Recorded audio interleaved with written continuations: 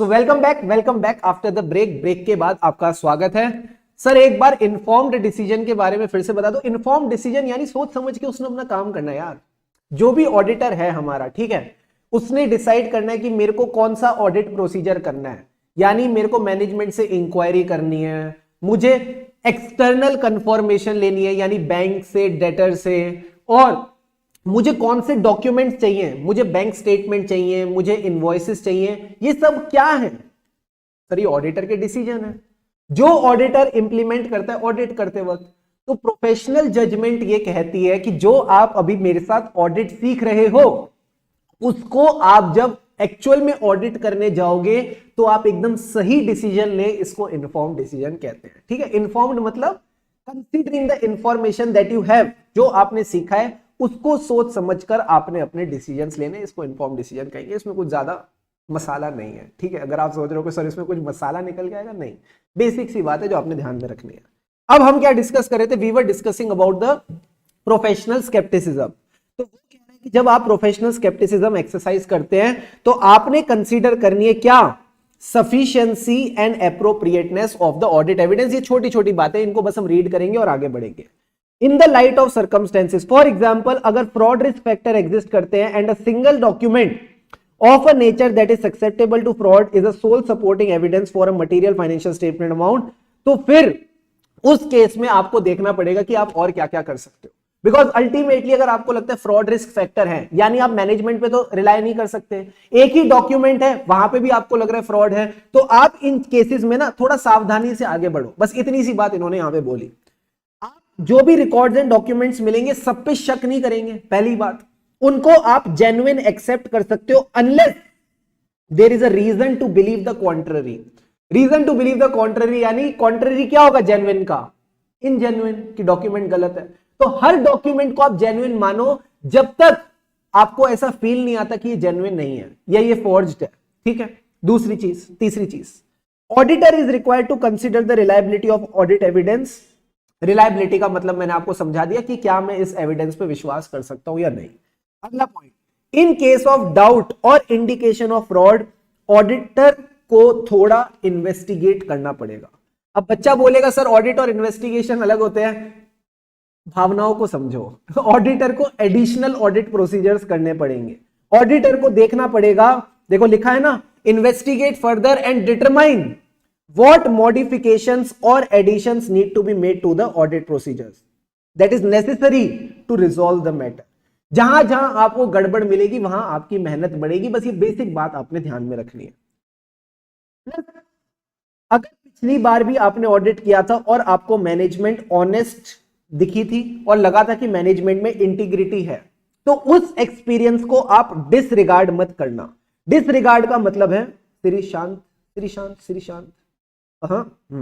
उस उस एक्सपीरियंस को आप डिसरिगार्ड नहीं करेंगे, यानी उस बात को अब आप इग्नोर नहीं करेंगे। ध्यान में रख के चलना कि हाँ मैनेजमेंट अच्छी ही है। बट सर क्या मैनेजमेंट अच्छी है इसका ये मतलब है हम प्रोफेशनल स्केप्टिसिज्म मेंटेन ना करें? नहीं। नेवरदलेस, भले ही मैनेजमेंट अच्छी है, a belief that the management and TCWG are honest and they have integrity doesn't relieve the auditor from maintaining professional skepticism। Professional scepticism तो रखनी ही पड़ेगी। तो आपने कुछ नहीं करना, बस इन पॉइंट्स को 2 से 3 बार रीड जरूर कर लेना आज की क्लास के बाद। That's all that you need to do. Ultimately जो याद रखने वाली बातें हैं वो यही 2-3 बातें हैं। तो अभी हमने ब्रेक पे जाने से पहले हमने आज क्या क्या सीखा, एक बार फटाफट उसको रिवाइज करें। हाँ सर, एक बार फटाफट उसको रिवाइज कर लेते हैं। तो ब्रेक पे जाने से पहले सबसे पहले तो हमने आज की जो क्लास स्टार्ट की थी वो स्टार्ट करी थी with the topic of professional scepticism. अब प्रोफेशनल स्केप्टिसिज्म क्या है, मेरी रिक्वेस्ट रहेगी प्लीज मेरे साथ साथ ही नोट्स बना लेना। मेरे साथ साथ ही जो नोट्स में बनाता जा रहा हूं मेरे साथ साथ बनाते जाना, आपको भी कंफर्ट आ जाएगा। अब प्रोफेशनल स्केप्टिसिज्म क्या है? इट इज एन एटीट्यूड जिसके अंदर 3 खूबियां होती हैं। सर क्या क्या 3 खूबियां होती हैं? जो लेडी थी वो क्या थी सर? वो अलर्ट थी। तो सबसे पहले तो being alert, alert to the circumstances. जहां भी आपको लगता है फ्रॉड हो सकता है, जब आपको कुछ अनशन चीज दिखे तो फिर आप क्या करेंगे? सर हम क्वेश्चन करेंगे, have a questioning mind. Have a questioning mind. तीसरी चीज, क्वेश्चन करके जो सामने वाले ने जवाब दिया उस पर विश्वास नहीं करेंगे, हम क्रिटिकल असेसमेंट करेंगे, critical assessment of audit evidence. यही बातें हमने डिस्कस की थी। हाँ सर। अब इसी में से हमने अलर्ट वाला पॉइंट उठाया और बताया अलर्ट हमको रहना है 4 चीजों के प्रति, 1 2 3 4। सबसे पहला पॉइंट था कॉन्ट्राडिक्टिंग ऑडिट एविडेंस। जो भी कॉन्ट्राडिक्टिंग ऑडिट एविडेंस दिखते हैं तुमको, वहां पे तुमको अलर्ट हो जाना है। सर कॉन्ट्राडिक्टिंग कर रहे यानी it will bring into question the reliability of the documents जो ऑडिटर के पास ऑलरेडी है। एंड ये क्या इंडिकेट करता है sir? This is indicative of fraud. कहीं ना कहीं यहां फ्रॉड के फैक्टर्स प्रेजेंट हैं। एंड लास्ट पॉइंट आ जाता है हमारा, अब हमको फ्रॉड के केस में क्या करने पड़ेगी? ज्यादा मेहनत करनी पड़ेगी, that is additional audit procedures. ठीक है, ये हमने पॉइंट यहां पे सीख लिया। अब ये जो हमने एडिशनल ऑडिट प्रोसीजर्स करे, इतनी मेहनत करी, इससे हमने क्या किया? वी रिड्यूस्ड, आ जाओ इधर, we reduced the risk of उई। सर उई का क्या मतलब था? ओवरलुकिंग, ओवर जनरलाइजिंग,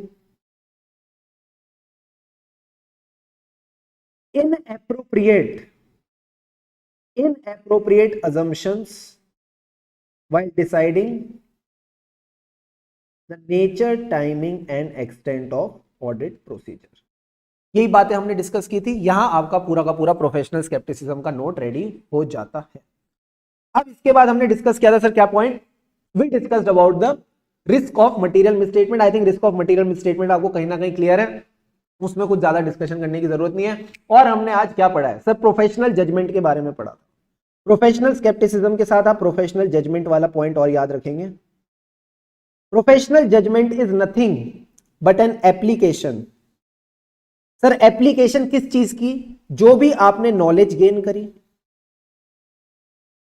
जो आपने आर्टिकलशिप ट्रेनिंग करी है, जो भी पूरा ओवरऑल एक्सपीरियंस है, application of knowledge, training and experience. ठीक है, इन द कंटेक्स्ट। इसमें क्या चीज के कंटेक्स्ट को आपने ध्यान में रखना है? Accounting, auditing and ethical standards. जब आप इन चीजों को यूज करते हो in the decision making, in making informed decisions, decision making से बेटर है, जो बच्चे ने डाउट पूछा था वो यूज करते हैं, in making informed decisions in the course of audit. In the course of audit यानी ऑडिट करते वक्त। ठीक है, अब प्रोफेशनल जजमेंट कहां कहां यूज होती है सर? प्रोफेशनल जजमेंट यूज होती है पूरे ऑडिट के प्रोसेस में। यानी सबसे पहले हमने डिसाइड किया मुर्गी वाला example, materiality and audit risk. फिर हमने डिस्कशन किसकी करी? Nature, timing and extent of audit procedure. क्या क्या ऑडिट प्रोसीजर्स करके चलने हैं। जब ऑडिट प्रोसीजर्स करें हमको मिला ऑडिट एविडेंस। तो evaluating the sufficiency and appropriateness of audit evidence. क्या ऑडिट एविडेंस एक्चुअल में सफिशिएंट और एप्रोप्रिएट है? This is also a matter of professional judgement.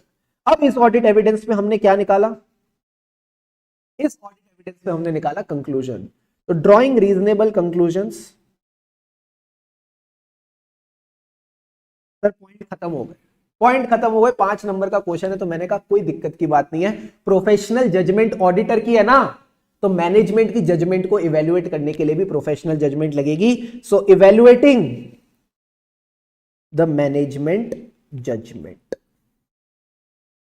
बस यही पॉइंट्स आपने ध्यान में रखने, बाकी सारी तो हमने ज्ञान की वर्षा करी थी कि रिस्क ऑफ मटेरियल मिसस्टेटमेंट क्या होता है, ऑडिट रिस्क को रिड्यूस किया जाता है to an acceptably low level. ये छोटी मोटी प्यारी प्यारी बातें हमने की थी कि सफिशिएंट एंड एप्रोप्रिएट एविडेंस क्या होता है। This is all that we discuss today. फटाफट बताओ, सबने नोट डाउन कर लिया? Everyone done with the noting part? Quickly note it down.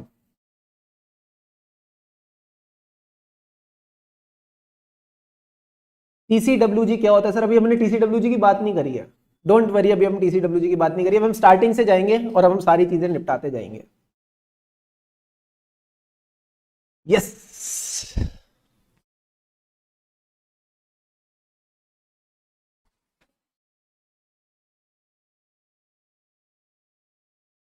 Swipe up, swipe up, swipe up, swipe up. अच्छा, ऊपर का देखना है आपको.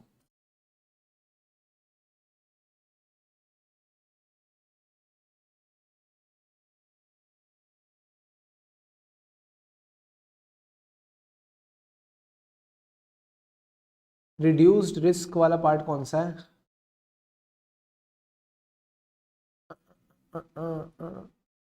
अच्छा, अरे यार ये तो नॉर्मल है ना, आपके नोट्स में से ही लिखा है मैंने. ये नोट्स में से ही वर्ड उठाए हैं. डन, जन जना जन जन.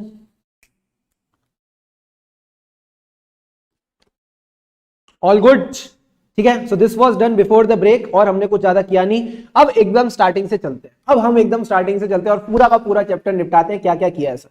आ जाओ आ जाओ आ जाओ आ जाओ आ जाओ. सबसे पहले आता है सर चैप्टर नंबर 1. क्या डिस्कशन करी? Introduction to auditing. सबसे पहले क्या पढ़ा? What is a financial audit? Financial audit is nothing but an independent examination. Sir नीचे का दिखाना यार, क्या दिखाना है? फोटो ले लो यार, जल्दी से फोटो ले लो ना, इसकी फोटो ले लो प्लीज, इसकी फोटो ले लो और इसको आप एकदम लिख लेना, कोई दिक्कत की बात नहीं. वैसे मैं नोट्स आपके साथ शेयर करूंगा तो घबराने वाली बात नहीं है कोई, ठीक है. 5 तक गिन रहा हूं. 5 4 3 2 1. ठीक है, डन. आ जाओ. What is the financial audit? It is an independent examination. किसकी examination?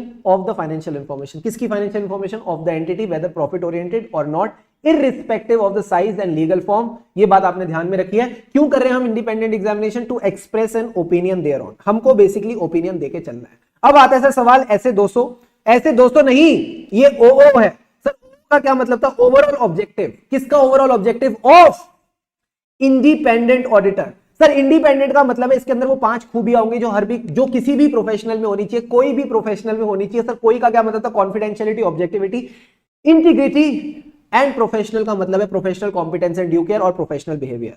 कैसे ओवरऑल ऑब्जेक्टिव अचीव होगा? जब आप ऑडिट कंडक्ट करोगे in accordance with the standard on auditing. अब ओवरऑल ऑब्जेक्टिव क्या था? 2 चीजें आपको चाहिए. आरए. सर आरए का मतलब है रीजनेबल अश्योरेंस. रीजनेबल अश्योरेंस का क्या मतलब है sir? Reasonable assurance that the financial statement as a whole are free from material misstatement. Material misstatement नहीं है, यानी जो हमारे फाइनेंशियल स्टेटमेंट है वो बने in all material respects as per the applicable FRF. जैसा एफआरएफ चाहता था वैसे हमारे फाइनेंशियल स्टेटमेंट्स बने हैं. अगर आपको रीजनेबल एश्योरेंस मिल गई है, आपने ओपिनियन बना लिया, तो घर लेके जाओगे क्या? आप अपना ओपिनियन एक्सप्रेस कर दो, report on the financial statement and communicate as required by standards on auditing.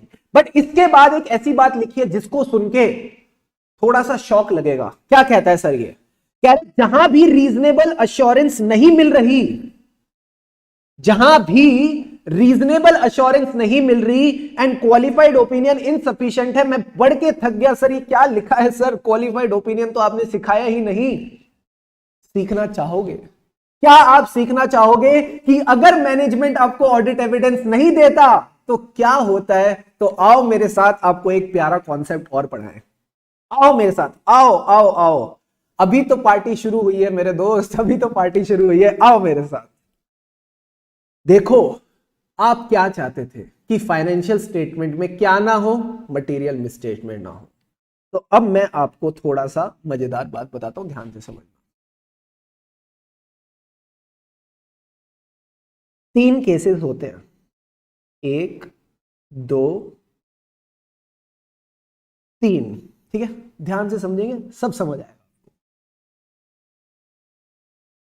पहला केस ये कहता है कि आपको सफिशिएंट एंड एप्रोप्रिएट एविडेंस मिल गया. दूसरा केस कह रहे हैं आपको सफिशिएंट एंड एप्रोप्रिएट एविडेंस नहीं मिला. तीसरा केस अभी मैं बात ही नहीं कर. पहला केस ये कहता है कि अगर आपको सफिशिएंट एंड एप्रोप्रिएट एविडेंस मिल गया है. चलो चौथा केस एक और बना लेते हैं. चौथा केस इस केस में भी आपको सफिशिएंट एंड एप्रोप्रिएट एविडेंस मिल चुका है। और फाइनेंशियल स्टेटमेंट्स में मटेरियल मिसस्टेटमेंट नहीं है। सर एमएम का क्या मतलब है? साथ साथ नहीं लिखना, साथ साथ नहीं लिखना, अभी आप बस मेरी बात सुनते चलो। ये जो हमारे फाइनेंशियल स्टेटमेंट्स हैं, इसमें 4 केस हो सकते हैं। उन 4 केसेस की मैं डिस्कशन कर रहा हूं। Case number 1, case number 2, case number 3 और केस नंबर 4। 5 मिनट आपका अटेंशन चाहिए। सारे बच्चे यहां पे देखो। फाइनेंशियल स्टेटमेंट में सफिशिएंट एंड एप्रोप्रिएट एविडेंस मिल गया है मुझे कि हाँ, फाइनेंशियल स्टेटमेंट में कोई भी मटेरियल मिसस्टेटमेंट नहीं है। अगर कोई भी मटेरियल मिसस्टेटमेंट नहीं है, then I will give a clean opinion. Sir clean opinion का क्या मतलब है? Unmodified opinion. अनमॉडिफाइड यानी जो फाइनेंशियल स्टेटमेंट्स हैं, these have been prepared in all material respects as per the applicable FRF. मैं अनमॉडिफाइड ओपिनियन दूंगा। और अगर फाइनेंशियल स्टेटमेंट में मटेरियल मिसस्टेटमेंट है, इन तीनों केसेस में ये एक कॉमन चीज है कि इन तीनों केसेस में फाइनेंशियल स्टेटमेंट में मटेरियल मिसस्टेटमेंट तो है। पहले केस में मुझे इसके रिगार्डिंग सबूत मिल गया, दूसरे केस में मुझे सबूत नहीं मिला, तीसरे केस की तो मैंने, लास्ट वाले केस की तो मैंने बात ही नहीं करी।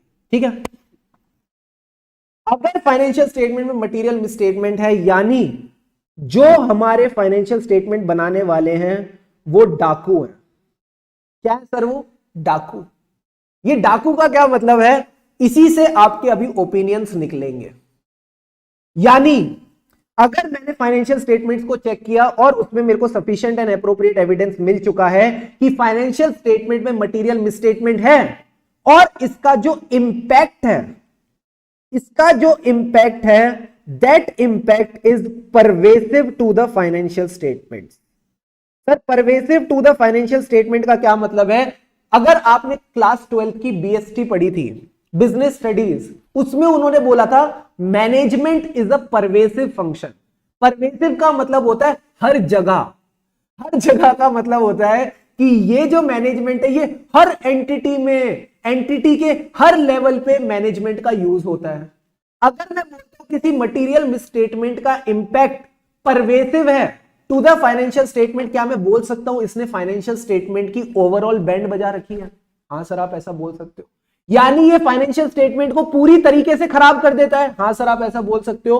तो मैं यही आपको बोलने की कोशिश कर रहा हूं, if the impact is pervasive to the financial statement, यानी it is not affecting a single account balance, it is not affecting a single transaction. एक ये सिंगल बैलेंस शीट आइटम तक सीमित नहीं है, एक सिंगल पीएनएल आइटम तक सीमित नहीं है, कम से कम 2 से 3 पीएनएल आइटम, 2 से 3 बैलेंस शीट आइटम्स को फर्क इंपैक्ट कर रहा है। सर अगर सिंगल आइटम तक सीमित है, अगर मान लो सिंगल आइटम तक सीमित है और वो जो आइटम है उसकी वैल्यू बैलेंस शीट में बहुत ज्यादा है। एग्जाम्पल के तौर पे अगर हमारी जो बैलेंस शीट है उसका साइज है 1000 करोड़, उस 1000 करोड़ में अगर मैं बात करूं एसेट्स के नाम पे हमारे पास जो एसेट्स हैं उसमें बड़े सारे एसेट्स हैं, प्रॉपर्टी प्लांट एंड इक्विपमेंट है, इनटेंजिबल एसेट्स हैं, ठीक है, इन्वेस्टमेंट्स कर रखी है एंटिटी ने, और क्या कर रखा है सर, इन्वेंट्री पड़ी है थोड़ी बहुत, डेटर्स हैं, और क्या क्या है, कैश पड़ा है, ये सारे एसेट्स हैं। ठीक है, और हमारी जो मटेरियल मिसस्टेटमेंट है वो पता है मटेरियल मिसस्टेटमेंट कहां पे है? Our material misstatement is let's say in the property plant and equipment. जो प्रॉपर्टी प्लांट एंड इक्विपमेंट है उसकी वैल्यू है 800 करोड़, और ये जो सारे एसेट्स हैं इनकी वैल्यू है 200 करोड़। क्या 800 करोड़ मटेरियल तो है, बट डोंट यू थिंक ये परवेसिव भी है? 80% of the balance sheet is materially मिसस्टेटेड। क्या आपको ये फील आ रही है? जल्दी से बताओ, are you getting this feel कि एक सिंगल अकाउंट बैलेंस है माना, but it is in itself very huge, इतना ज्यादा है कि वो पूरा इंपैक्ट खराब कर रहा है बैलेंस शीट का। क्या आपको ये फील आ रही है? देखो फील आएगी तभी परवेसिव का मतलब समझ आएगा, वरना नहीं आएगा। थ्योरेटिकल भाषा में समझना इतना आसान नहीं है जितना फील के साथ समझना है। जल्दी से बताओ, are you getting this feel कि 80% हमारी जो बैलेंस शीट है उसकी बैंड बजी हुई है, तो कहीं ना कहीं ओवरऑल बैलेंस शीट की ही बैंड बजी हुई है। ठीक है, तो यही बात आपको मैं समझाने की कोशिश कर रहा हूं। परवेसिव का मतलब है ओवरऑल लेवल पे फाइनेंशियल स्टेटमेंट्स अफेक्टेड, जो हमारे फाइनेंशियल स्टेटमेंट्स है वो ओवरऑल लेवल पे अफेक्टेड है। तो अगर इंपैक्ट परवेसिव है, just for the sake of simplicity आप ये मान के चलो पूरे के पूरे फाइनेंशियल स्टेटमेंट ही खराब है। अगर पूरे के पूरे फाइनेंशियल स्टेटमेंट खराब है और आपको ऑडिट एविडेंस मिल गया है, इससे ज्यादा एडवर्स बात कोई नहीं हो सकती, इससे ज्यादा एडवर्स बात कोई नहीं हो सकती। तो आप इस केस में एडवर्स ओपिनियन देके चलेंगे। बस ये बेसिक बात आपने ध्यान में रखनी, ठीक है सर। अब आता है सर दूसरा सवाल, सफिशिएंट एंड एप्रोप्रिएट एविडेंस तो नहीं मिला हमको, सफिशिएंट एंड एप्रोप्रिएट एविडेंस तो नहीं मिला, एंड इसका जो इंपैक्ट है वो भी परवेसिव है, इसका जो इंपैक्ट है वो भी परवेसिव है। अब आप अपने ना दिल पे हाथ रख के बस मुझे एक चैट बॉक्स में जवाब देना, और जो बच्चे गूगल ड्राइव पे देख रहे हैं वो मेरे को जवाब देना, मैं आपकी बात सुन लूंगा। अगर मेरे पास ऑडिट एविडेंस ही नहीं है, एंड जिस एरिया का ऑडिट एविडेंस नहीं है दैट इज परवेसिव, यानी just for the sake of simplicity मेरे पास पूरे फाइनेंशियल स्टेटमेंट का ही ऑडिट एविडेंस नहीं है। अगर ऑडिट एविडेंस ही नहीं है तो मैं कंक्लूजन किस पे निकालूंगा? अगर मेरे पास कंक्लूजन ही नहीं है तो मैं ओपिनियन किस पे निकालूंगा? अगर ओपिनियन ही नहीं है तो क्या मुझे ओपिनियन देना चाहिए? क्या बात समझ रहे हो? सफिशिएंट एंड एप्रोप्रिएट एविडेंस नहीं है, एंड जो इसका इंपैक्ट है that is pervasive to the financial statement, यानी मतलब फाइनेंशियल स्टेटमेंट के रिगार्डिंग मुझे ऑडिट एविडेंस मिला ही नहीं। अगर मैं दिल की बात बोलूं, अगर एविडेंस नहीं तो कंक्लूजन किस बात का? अगर कंक्लूजन नहीं तो मेरे दोस्त ओपिनियन किस बात का? क्या इस केस में ओपिनियन देना भी चाहिए कि नहीं देना चाहिए? ये बता दो ना बस, आप मेरे को इतनी सी बात बताओ। What do you feel should happen in this case?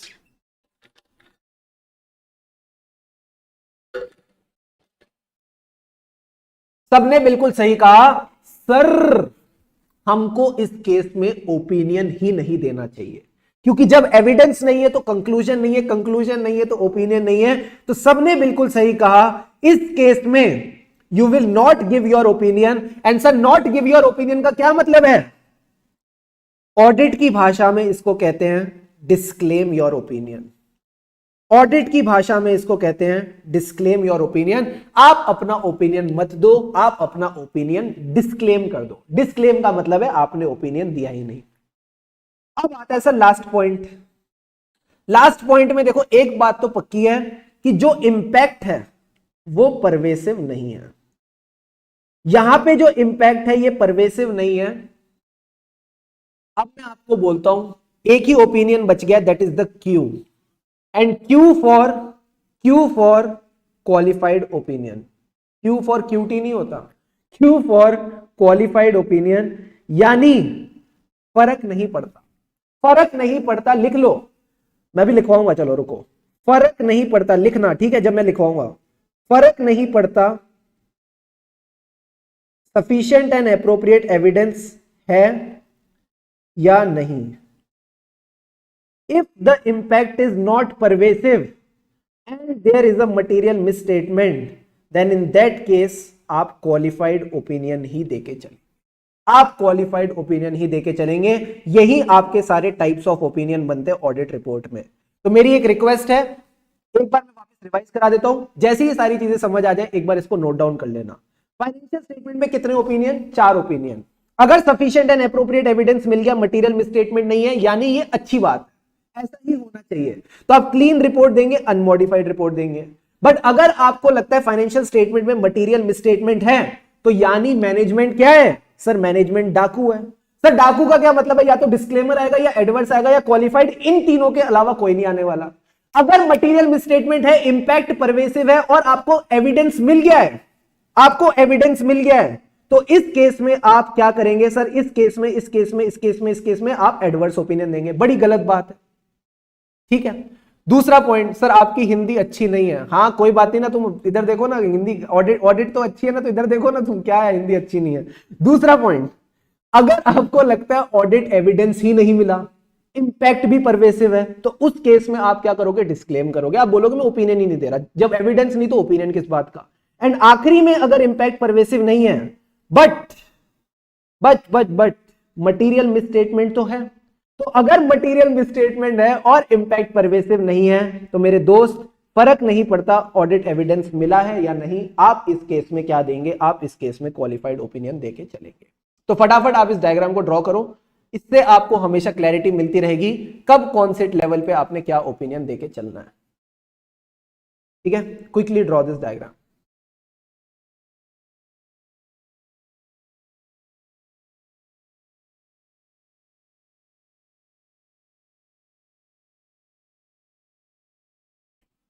किसी को भी छोटा मोटा कोई भी डाउट है अभी पूछ लो, इसके बाद में एक छोटी सी क्विज खेलूंगा आपके साथ, उससे और ज्यादा क्लैरिटी आ जाएगी।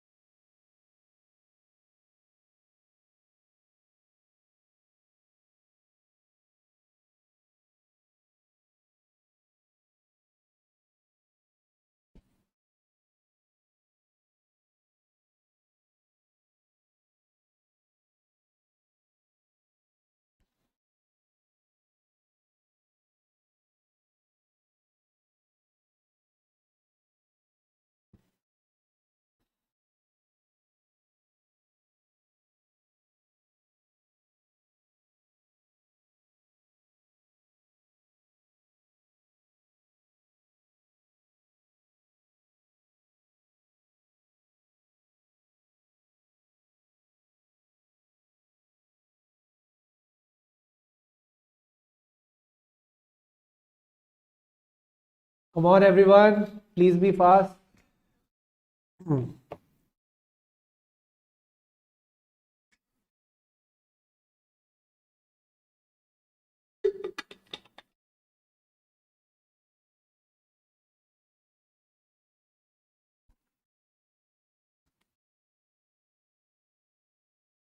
डिस्क्लेम का मतलब है मैं ओपिनियन ही नहीं दे रहा बाबू, डिस्क्लेम का मतलब है मैं ओपिनियन ही नहीं दे रहा।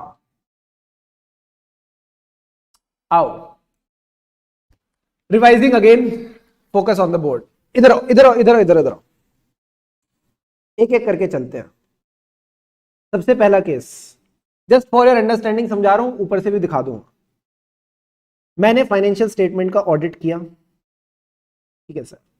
जब मैंने ऑडिट किया मेरे को sufficient and appropriate audit evidence मिल गया, किस चीज को लेके, that the financial statements are free from material misstatement. क्या ये अच्छी बात है? हाँ सर ये अच्छी बात है। तो इस केस में हम क्या करेंगे सर, इस केस में हम अनमॉडिफाइड ओपिनियन देंगे।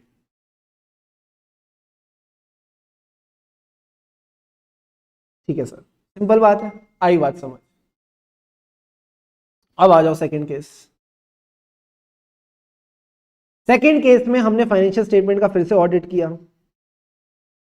इस बार फिर हमको सफिशिएंट एंड एप्रोप्रिएट एविडेंस मिला, बट ऐसा एविडेंस मिला जिससे हमको पता चल गया कि फाइनेंशियल स्टेटमेंट में मटेरियल मिसस्टेटमेंट है, प्लस ये मटेरियल मिसस्टेटमेंट एक अकाउंट बैलेंस, एक क्लास ऑफ ट्रांजैक्शन में नहीं है, मल्टीपल अकाउंट बैलेंसेस में, मल्टीपल क्लास ऑफ ट्रांजैक्शन में। यानी एक सिंगल बैलेंस शीट आइटम में नहीं है, 2 से 3 बैलेंस शीट आइटम में है, 2 से 3 पीएनएल आइटम्स में है, तो अगर इस तरह की मटेरियल मिसस्टेटमेंट है तो इसको हम बोलते हैं it is pervasive to the financial statement. Pervasive को अगर मैं बोलूं तो ये एक फीलिंग है कि पूरे के पूरे फाइनेंशियल स्टेटमेंट को खराब कर रखा है। तो अगर मटेरियल मिसस्टेटमेंट है plus it's impact is pervasive, तो ये तो बड़ी एडवर्स बात, ये तो बड़ी एडवर्स बात है। तो इस केस में आप एडवर्स ओपिनियन देंगे। क्या ये बात समझ आई? हाँ सर ये बात समझ आई। अब आ जाओ सर थर्ड केस। फिर से आपने फाइनेंशियल स्टेटमेंट का ऑडिट किया, इस बार आपको sufficient and appropriate audit evidence ही नहीं मिला। सर एक अकाउंट बैलेंस का नहीं मिला या ज्यादा अकाउंट बैलेंस का नहीं मिला? मैंने कहा बहुत सारे अकाउंट बैलेंस का नहीं मिला, हमें कई सारे अकाउंट बैलेंसेस और कई सारे पीएनएल आइटम्स का नहीं मिला। तो अब इस केस में क्योंकि मुझे एविडेंस ही नहीं मिला तो मुझे पता ही नहीं चल पा रहा ना वहां पे मटेरियल मिसस्टेटमेंट है या नहीं। तो जब एविडेंस ही नहीं है और उसका इंपैक्ट भी परवेसिव है, यानी it is affecting a lot of PNL items, lot of balance sheet items, तो आप एक लॉजिकल बात अपने दिल पे हाथ रख के बोलते क्यों नहीं हो? क्या मुझे इस केस में ओपिनियन देना भी चाहिए या नहीं देना चाहिए? जब ऑडिट ही नहीं हुआ तो ओपिनियन किस बात का? क्या आपके दिल से आवाज नहीं आ रही है? थ्योरेटिकल भाषा को तो छोड़ो, 705 को छोड़ो, ये एक ऐसे है जिसकी बात मैं आपको पढ़ा रहा हूं। मैं कह रहा हूं उसको तो छोड़ो, उसको बोलो टाटा बाय बाय। आपका दिल नहीं कह रहा क्या ये कि जब ऑडिट एविडेंस ही नहीं है फाइनेंशियल स्टेटमेंट का तो मैं ओपिनियन किस हालत में दूंगा? क्या आपको ये फील नहीं आ रही? आ रही है सर। तो वही तो मैं कह रहा हूं, बस उसको मैंने डिस्क्लेमर का नाम दे दिया। आप कह रहे हो सर डिस्क्लेमर क्या है? मेरी मर्जी में उसको कोई भी नाम दूं, ठीक है। तुम्हारे मम्मी पापा ने तुम्हारा नाम हार्वी रखा, निखिल रखा, अंकुश रखा, रीमा रखा, मेरे मम्मी पापा ने शुभम रखा। जिनको जो नाम अच्छा लगा उन्होंने रख दिया। अब ऑडिटर वालों ने जिन्होंने बनाना था ये स्टैंडर्ड, उसने इसका नाम डिस्क्लेम रख दिया। तुम कह रहे हो सर डिस्क्लेम डिस्क्लेम डिस्क्लेम क्या है? हमको तो नाम पसंद नहीं आया। तुम्हारे हिसाब से नाम थोड़ी चलेगा। तुम पंडित हो जो तुम्हारा नाम, जो नामकरण में तुम्हारे से पूछेंगे कि क्या नाम रखें। हाई फाई नाम रख दिया, तुम बेचारे परेशान होने लग गए कि सर डिस्क्लेम नाम रख दिया।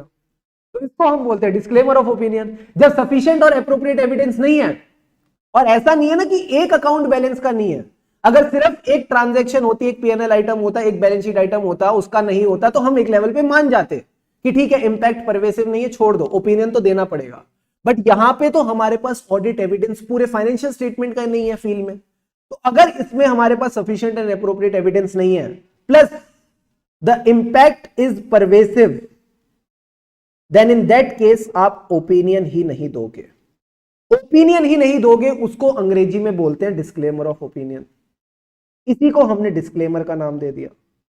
एंड इसके अलावा जो चौथा केस बच गया वो आपका qualified opinion. Sir qualified opinion का मतलब ही सिंपल है, कोई छोटा मोटा अकाउंट बैलेंस है, कोई छोटी मोटी पीएनएल का आइटम है जो मटेरियल तो है बट वो अपने में ही है। एग्जाम्पल के तौर पे अगर मेरी बैलेंस शीट है, ठीक है, और मेरा जो मटीरियलिटी का लेवल है वो 100 करोड़ है, मेरी मटीरियलिटी का लेवल है मान लो 100 करोड़, ठीक है। बैलेंस शीट में कई सारे आइटम्स हैं, कई सारे आइटम है, जैसे मैंने आपको पहले आइटम्स बना के दिखाए थे, कई सारे आइटम है। इसमें से एक आइटम है, बैलेंस शीट का टोटल साइज है 1000 करोड़। इसमें एक आइटम है जिसका नाम है सर क्या? लोन्स, जो इन्होंने आगे गिवन, लोन्स गिवन अहेड, आगे इन्होंने लोन्स दिए हैं, ये एक इनका एसेट है। ये जो लोन इन्होंने दिए हैं ये कितने के दिए हैं सर? ये 105 करोड़ के दिए हैं। अब ये मटेरियल तो है बट क्या ये परवेसिव है क्या? सारे बच्चे मुझे बताओ। 100 करोड़ को तो पार कर गया मटेरियलिटी को, बट क्या ये परवेसिव है? आपको बाकी आइटम्स के सफिशिएंट एंड एप्रोप्रिएट एविडेंस मिल गए हैं, बाकी आइटम्स में कोई दिक्कत नहीं है, तो क्या इस केस में आप बोलोगे कि मैं ओपिनियन ही नहीं दे रहा, या फिर कुछ ओपिनियन दोगे? सोच के बताओ अब, what do you feel should happen in this case? बताओ बताओ बताओ। नहीं सर परवेसिव नहीं है। अब अगर ये परवेसिव नहीं है, मटीरियल मिसस्टेटमेंट है, तो क्या करूं मैं? एडवर्स तो दे नहीं सकता, एडवर्स तो दे नहीं सकता, क्योंकि एडवर्स तो मैं तब देता हूं जब इंपैक्ट परवेसिव होता है। तो क्या करूं?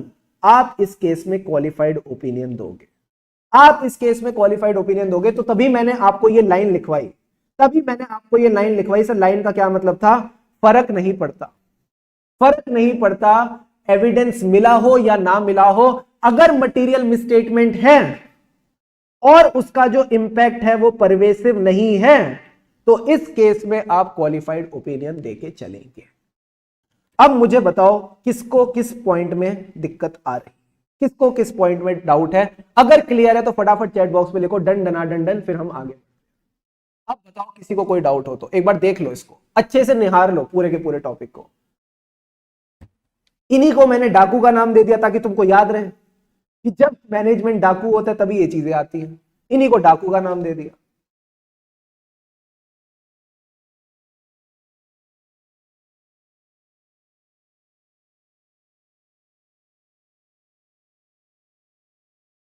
ऑल गुड, शानदार तरीके से सोच लो भाई। कोई भी एक बच्चा अब इसके बाद आ गया ना, फिर मेरे को लगेगा यार वापस जाना पड़ेगा अपने को। प्लीज अभी देख लो इसको, जितने अच्छे से आप निहार सकते हो उतना निहार लो। ये पूरे के पूरे ऑडिट का आपका बेस बनेगा, पूरे ऑडिट का बेस बनेगा यहां पे। अच्छे से निहारो इसको।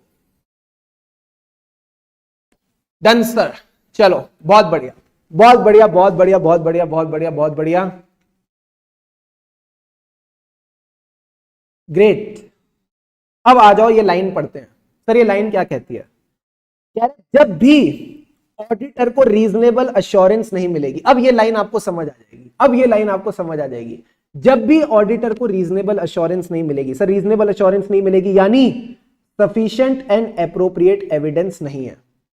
मुझे एक बात बताओ, आप सोच समझ के बताना, ठीक है? सोच के बताना। अगर सफिशिएंट एंड एप्रोप्रिएट एविडेंस नहीं है एंड इसका जो इंपैक्ट है वो मटेरियल है, कौन से दो ओपिनियंस पॉसिबल हैं? Let's see who gives the right answer. देखते हैं कौन बंदा सही आंसर देता है। अगर sufficient and appropriate audit evidence नहीं है और जो इंपैक्ट है वो मटेरियल है, कौन से दो ओपिनियंस पॉसिबल है? बताओ बताओ बताओ।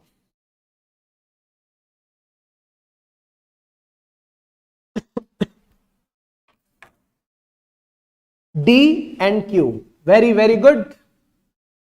चार ही तो ओपिनियन होते हैं, अनमॉडिफाइड तो नहीं आएगा क्योंकि मटेरियल में स्टेटमेंट है, ठीक है।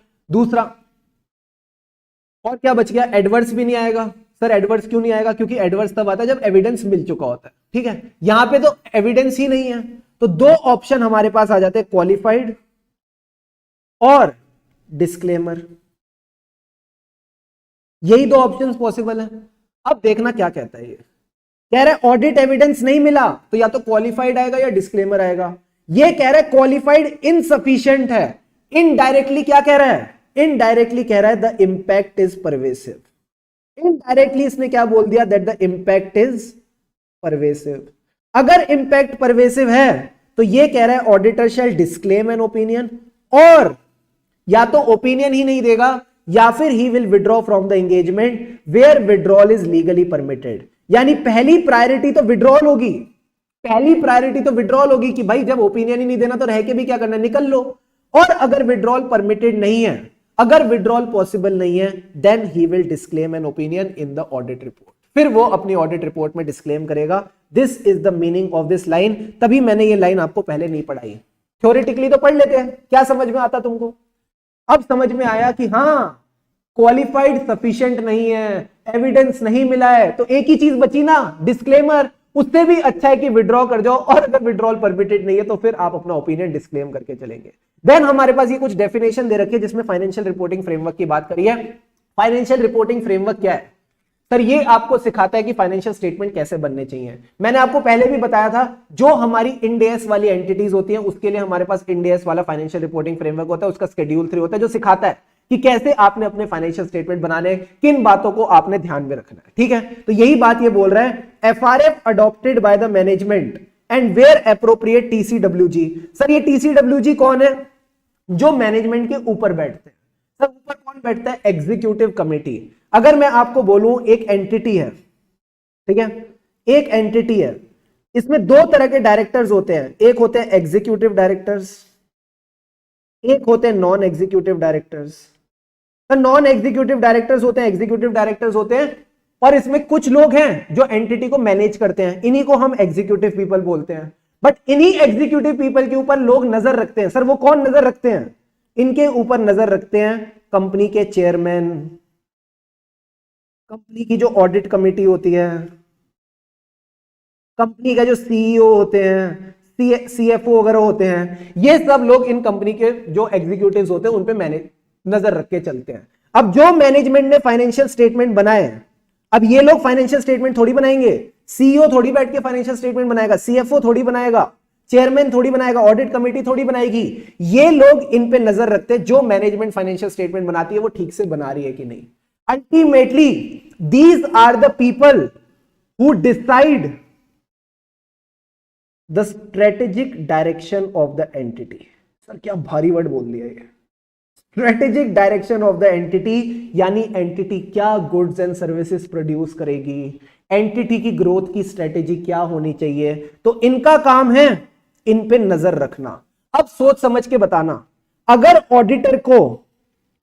ऑडिटर की मैनेजमेंट से कोई कंप्लेंट होगी, अगर ऑडिटर की मैनेजमेंट से कोई कंप्लेंट होगी तो वो किसको शिकायत करेगा?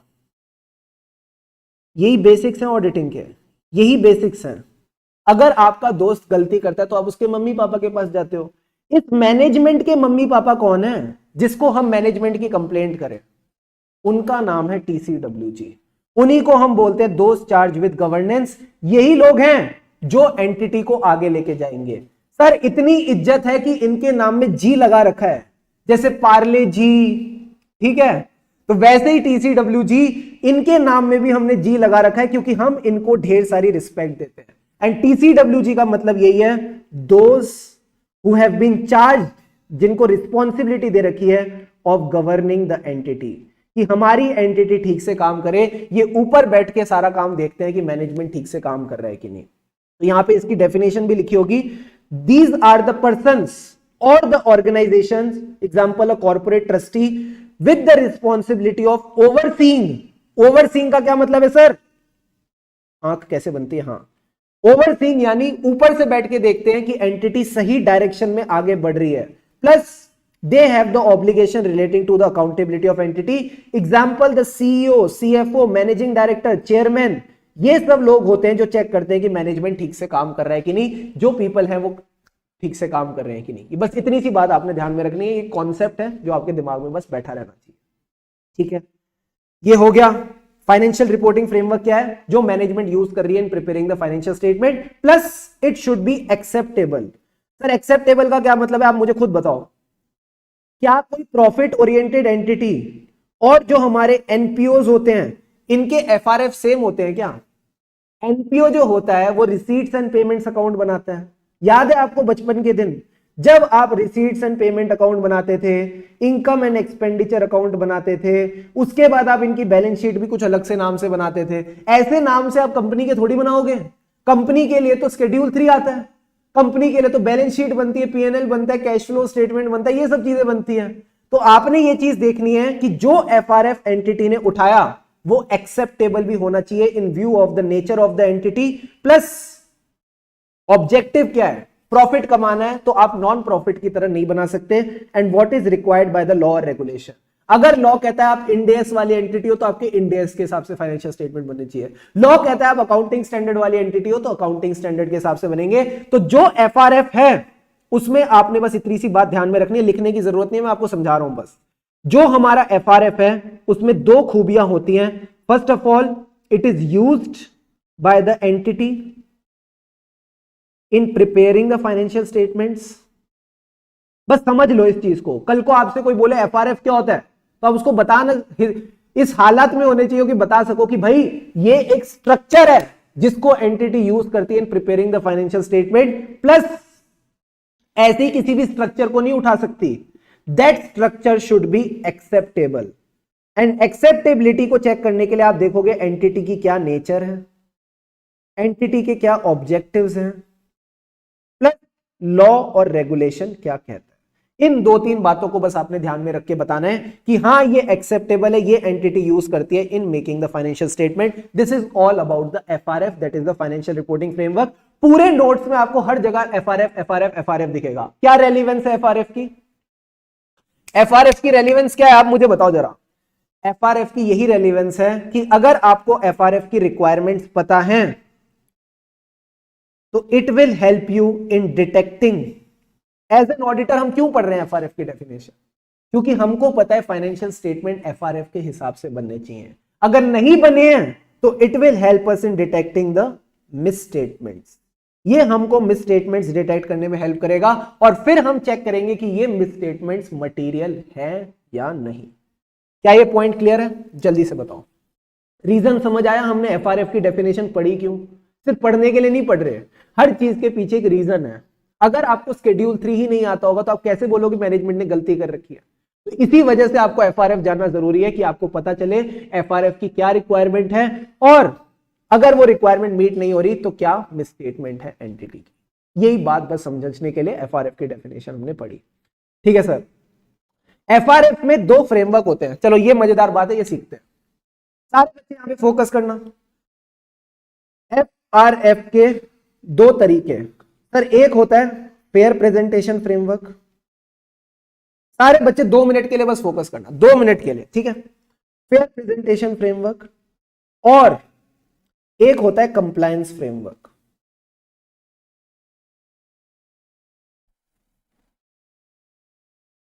मैं आपको बताऊंगा क्वालिटीज ऑफ द फ्रेमवर्क, आपने बस बताना है कौन से फ्रेमवर्क में वो जाएगी। एक फ्रेमवर्क कहता है कि आप बस कंप्लाई करो, यानी जैसा एफआरएफ कहता है, जैसा आपका शेड्यूल 3 कहता है, वैसे ही आप फाइनेंशियल स्टेटमेंट बनाओ।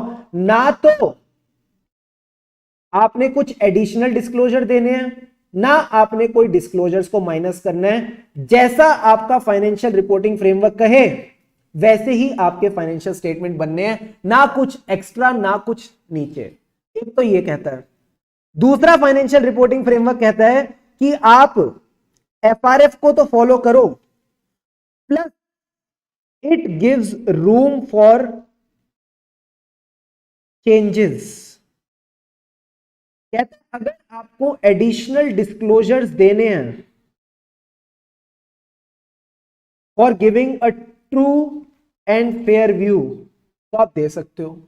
प्लस ये भी कहता है कि इन एक्सट्रीमली रेयर सर्कमस्टेंसेस, रोज रोज नहीं, अगर आपको लगता है in extremely rare circumstances you need to reduce the disclosures, you can also do that, but you need to explain how it is leading to fair presentation.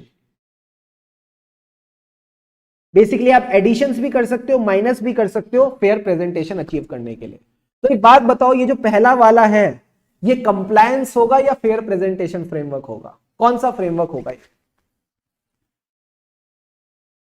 सोच के बताना। पहला फ्रेमवर्क किस में जाएगा? पहला वाला कंप्लायंस फ्रेमवर्क है, सेकंड वाला फेयर प्रेजेंटेशन फ्रेमवर्क है। Very very good. तो यही बात मेरे को आपको समझानी थी। फेयर प्रेजेंटेशन फ्रेमवर्क और कंप्लायंस में बस एक ही फर्क है। कंप्लायंस कहता है कंप्लाई करो, फेयर प्रेजेंटेशन फ्रेमवर्क कहता है आप एडिशनल डिस्क्लोजर्स भी दे सकते हो और एक्सट्रीमली रेयर सर्कमस्टेंसेस में, ईआरसी का मतलब है एक्सट्रीमली रेयर सर्कमस्टेंसेस में, आप अपने डिस्क्लोजर्स को कम भी कर सकते हो। अगर मैं आपसे इंडिया की बात करूं, हम इंडिया में फेयर प्रेजेंटेशन फ्रेमवर्क ही यूज करते हैं। तो आईसीआई क्या करता है? हमारा जो आईसीआई है उसने इशू कर रखा है framework for preparation and presentation of financial statements. ICI ने इशू कर रखा है framework for preparation and presentation of financial statement, और उसमें यही बोल रखा है कि अगर आप चाहो तो आप एडिशनल डिस्क्लोजर दो, अगर आप चाहो तो इन एक्सट्रीमली रेयर सर्कमस्टेंसेस आप डिस्क्लोजर को कम करो to achieve the fair presentation. यही बात नोट्स में लिखिए, लिखने की जरूरत नहीं है। फेयर प्रेजेंटेशन फ्रेमवर्क का मतलब है एक ऐसा फ्रेमवर्क जिसमें कंप्लाई तो करना है, plus and fair presentation achieve करने के लिए आप डिस्क्लोजर्स दे सकते हो बियॉन्ड, आगे बढ़कर, दो specifically required by the framework. और कह रहे एक्स्ट्रा तो दे ही सकते हो, but in extremely rare circumstances you can also depart from the requirement of the framework, and this departure should only happen in extremely rare circumstances। बच्चा कह रहा है अकाउंट्स में पढ़ा है, वेरी वेरी गुड। अच्छा लगा मुझे जान के कि आपने अकाउंट्स में पढ़ा है, आपको याद है ये बात। अब आती है सर बात कंप्लायंस फ्रेमवर्क की। कंप्लायंस फ्रेमवर्क कहता है इधर उधर मत देखो, जितना बोला उतना करो। FRF which requires compliance with the requirements of framework but it does not contain the acknowledgements in 1 and 2 above. आपको कुछ एडिशनल और सब्ट्रैक्शन करने की जरूरत नहीं है, जितना बोला है वैसा करो, ज्यादा दिमाग लगाने की जरूरत नहीं है। क्या फेयर प्रेजेंटेशन और कंप्लायंस फ्रेमवर्क क्लियर है? I hope this point is clear to everyone. Financial statement क्या होता है यार? अब इसकी डेफिनेशन भी पढ़ोगे क्या? फाइनेंशियल स्टेटमेंट क्या है? बैलेंस शीट और पीएनएल। देखना कितने प्यार से लिखते हैं। आओ फोकस करो, देखो देखो देखो। बैलेंस शीट का क्या मतलब है सर, और पीएनएल का क्या मतलब है? सबसे पहले तो ये हिस्टोरिक फाइनेंशियल इंफॉर्मेशन की बात करते हैं, जो बीत गई, पिछले साल जो जो हुआ उसको हम फाइनेंशियल स्टेटमेंट में लिख के लाते हैं। Including the notes to communicate entities economic resources और obligations at a point in time. किसकी बात कर रहा है सर? बैलेंस शीट की। बैलेंस शीट ही तो हम एक पर्टिकुलर पॉइंट इन टाइम पे बनाते हैं, 31 मार्च 2023। एज ऑन डेट हमारे पास क्या एसेट्स हैं और हमारे पास क्या लाइबिलिटीज हैं। लाइबिलिटीज आ रही है और ऑब्लिगेशन। तो जो आपके एसेट्स है, जो लाइबिलिटीज है at a particular point in time, उसको हम बैलेंस शीट बोलते हैं। और पीएनएल वो क्या दिखाता है? Changes in the economic resources. आपने इंप्लॉय को पेमेंट करी, कैश गया। आपने डेप्रिसिएशन चार्ज करी, प्रॉपर्टी प्लांट एंड इक्विपमेंट की वैल्यू में कमी आई। तो जो भी आपके चेंजेस हुए हैं in the period of time, उसको आप बोल देते हो पीएनएल। तो बैलेंस शीट और पीएनएल को फाइनेंशियल स्टेटमेंट बोलते हैं। अब इसको या तो आप ऐसे बोल दो, economic resources and the obligations at a particular point in time. इसका क्या मतलब हुआ? Balance sheet. और अगर आप बोलो changes in the economic resources over a period of time, इसका क्या मतलब हुआ? पीएनएल। ये बेसिक सी बात आपको पढ़ा रहे हैं, बताओ सी इंटर लेवल पे। 11वीं से आप अकाउंट्स पढ़ते आ रहे हो और अब ये आपको फाइनेंशियल स्टेटमेंट की डेफिनेशन सिखा रहे हैं। बड़े आए क्या बात क्लियर है? जल्दी से बताओ। Is the first page clear to all of you? पूरा का पूरा कंफर्ट आ गया। इन डेफिनेशंस को आपने बस रीड करना है, एक दो बार रीड करना है। That's all that you need to do. Learn करने वाली चीज मैंने आपको ऑलरेडी लर्न करवा दी। ठीक है, क्लियर है ये सारी बातें? जल्दी से बताओ। Is the first page done done done done? एक बार पूरा देख लो इसको, फटाफट एक बार देखो और मुझे कंफर्म करो क्या ये बातें क्लियर है।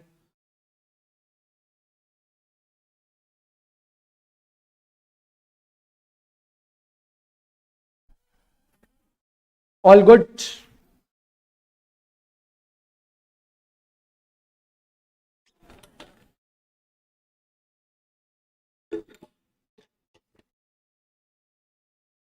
आ जाओ बॉस, अब आ जाओ सेकंड पेज पे।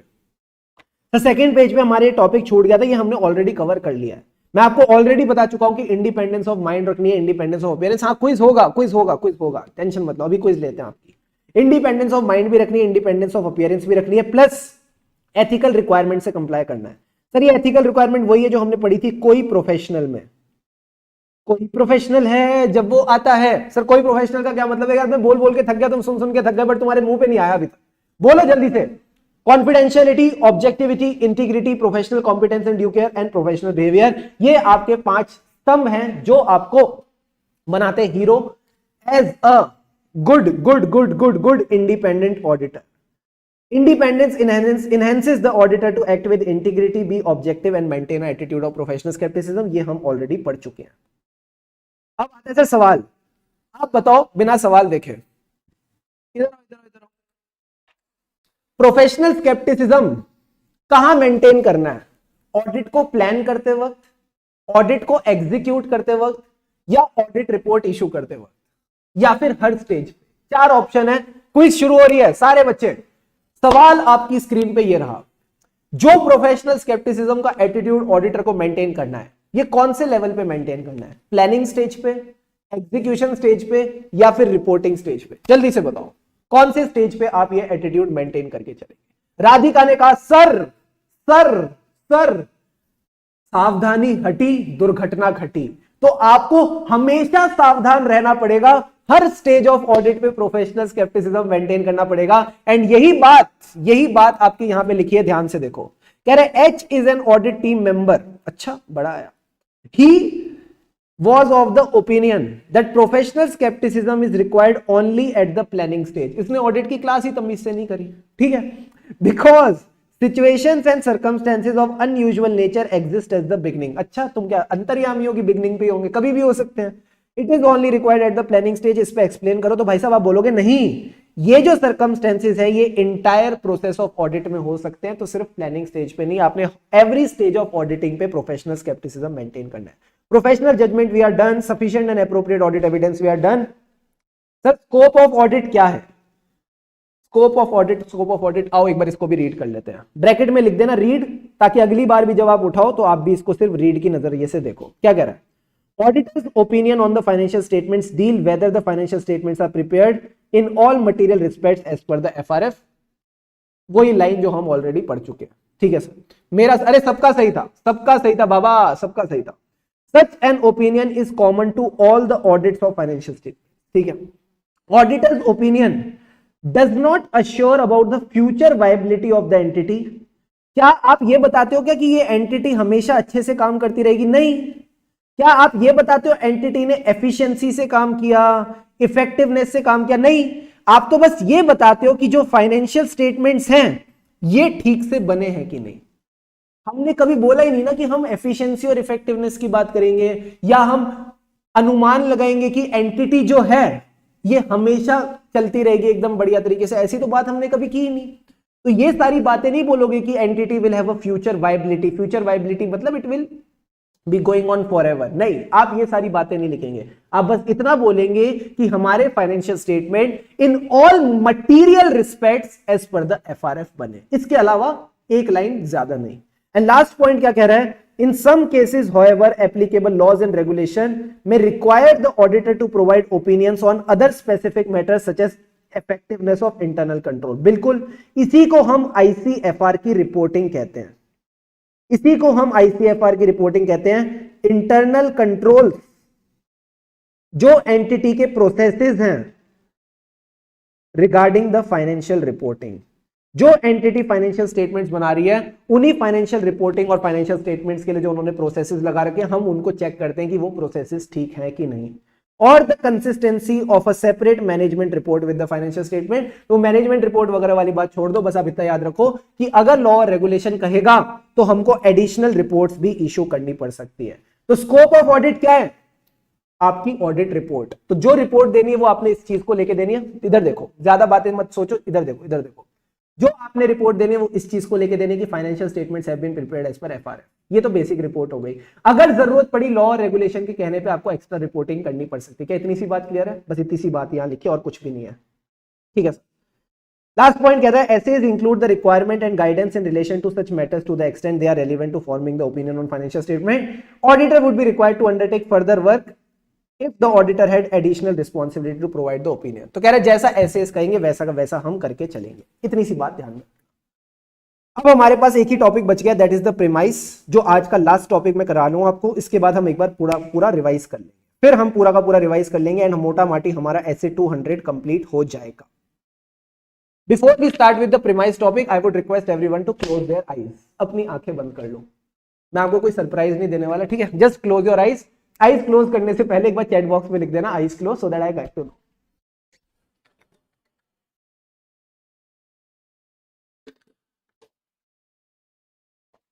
Come on.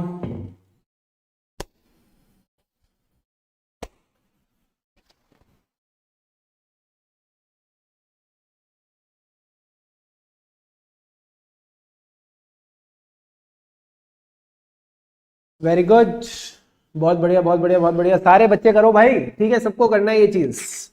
This is very very necessary right now. इतने सारे कॉन्सेप्ट्स डाल दिए ना दिमाग में, अब आपको थोड़ा सा खाली भी तो करना है और कॉन्सेप्ट्स डालने के लिए। Yes sir,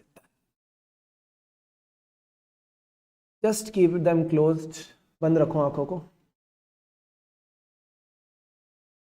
now simply observe your breathing. आप अपनी ब्रीदिंग को ऑब्जर्व करेंगे।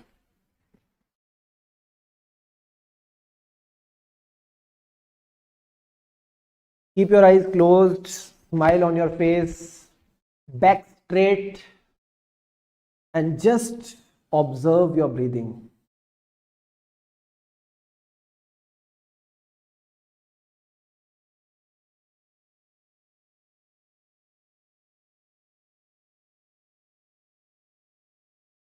Keep breathing, keep breathing, keep breathing.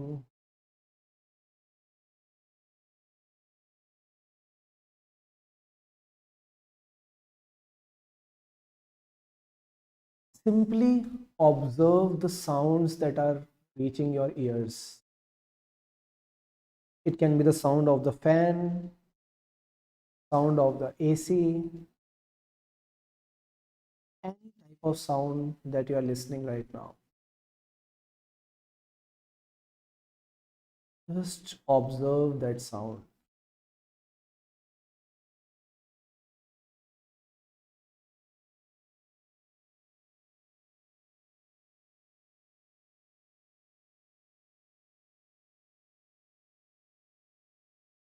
Keep breathing, keep breathing, keep breathing. Don't forget to smile.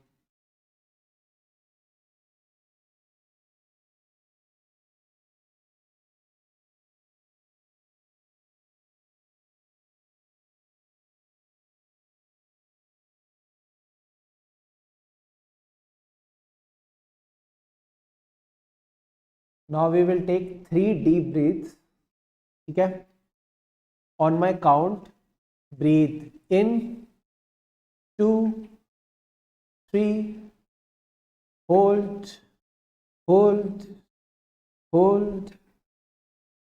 Now slowly, slowly, slowly, slowly, slowly breathe out.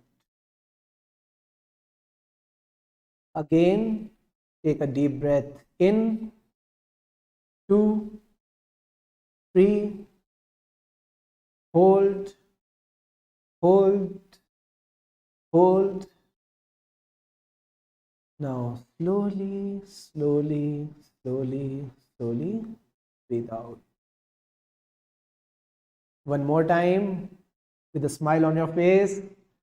Take a deep breath in, 2, 3, hold, hold, hold. Now slowly, slowly, slowly, slowly breathe out. Keep breathing, keep breathing, keep breathing. With every breath in, your whole body and the mind expands. And with every breath out, your mind and body relax. Just observe your breath.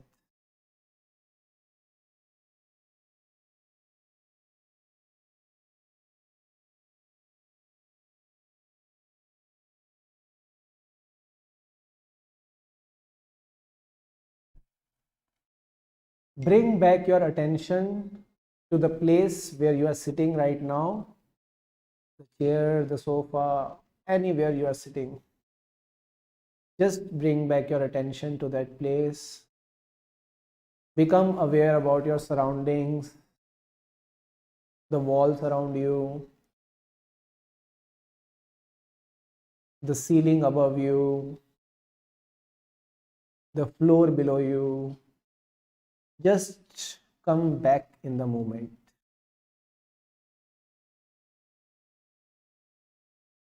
Now take one deep breath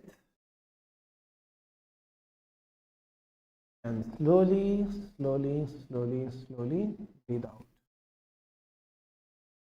Now start rubbing your hands. अच्छे से रब कर लो इनको एकदम शानदार तरीके से, एकदम अच्छे से. ठीक है, 100%. Give your 100%. Now gently place your hands on your eyes. Just relax them. Massage your cheeks, massage your forehead, massage the area between your eyes and your ears. And whenever you feel free, whenever you feel comfortable with a smile on your face, you can gently open your eyes.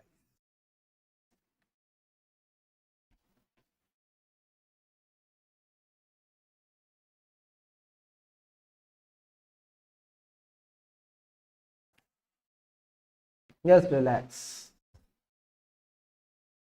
पानी के 1-2 घूंट पी लो and then we'll begin with the next topic.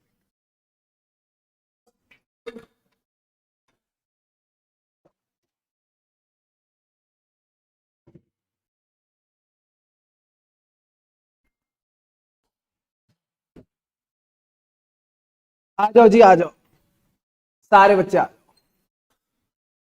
Yes, बच्चा कह रहा है मेरी मम्मी बोल रही है तुम आंखें बंद करके क्यों बैठो, तुम्हारी पढ़ाई नहीं हो रही क्या? मम्मी को बोलो मम्मी बहुत अच्छे से पढ़ाई हो रही है, ठीक है, एकदम नेक्स्ट लेवल हम आगे बढ़ने वाले हैं, कोई नहीं रोक सकता हमको, ठीक है, ऐसे बोल दो।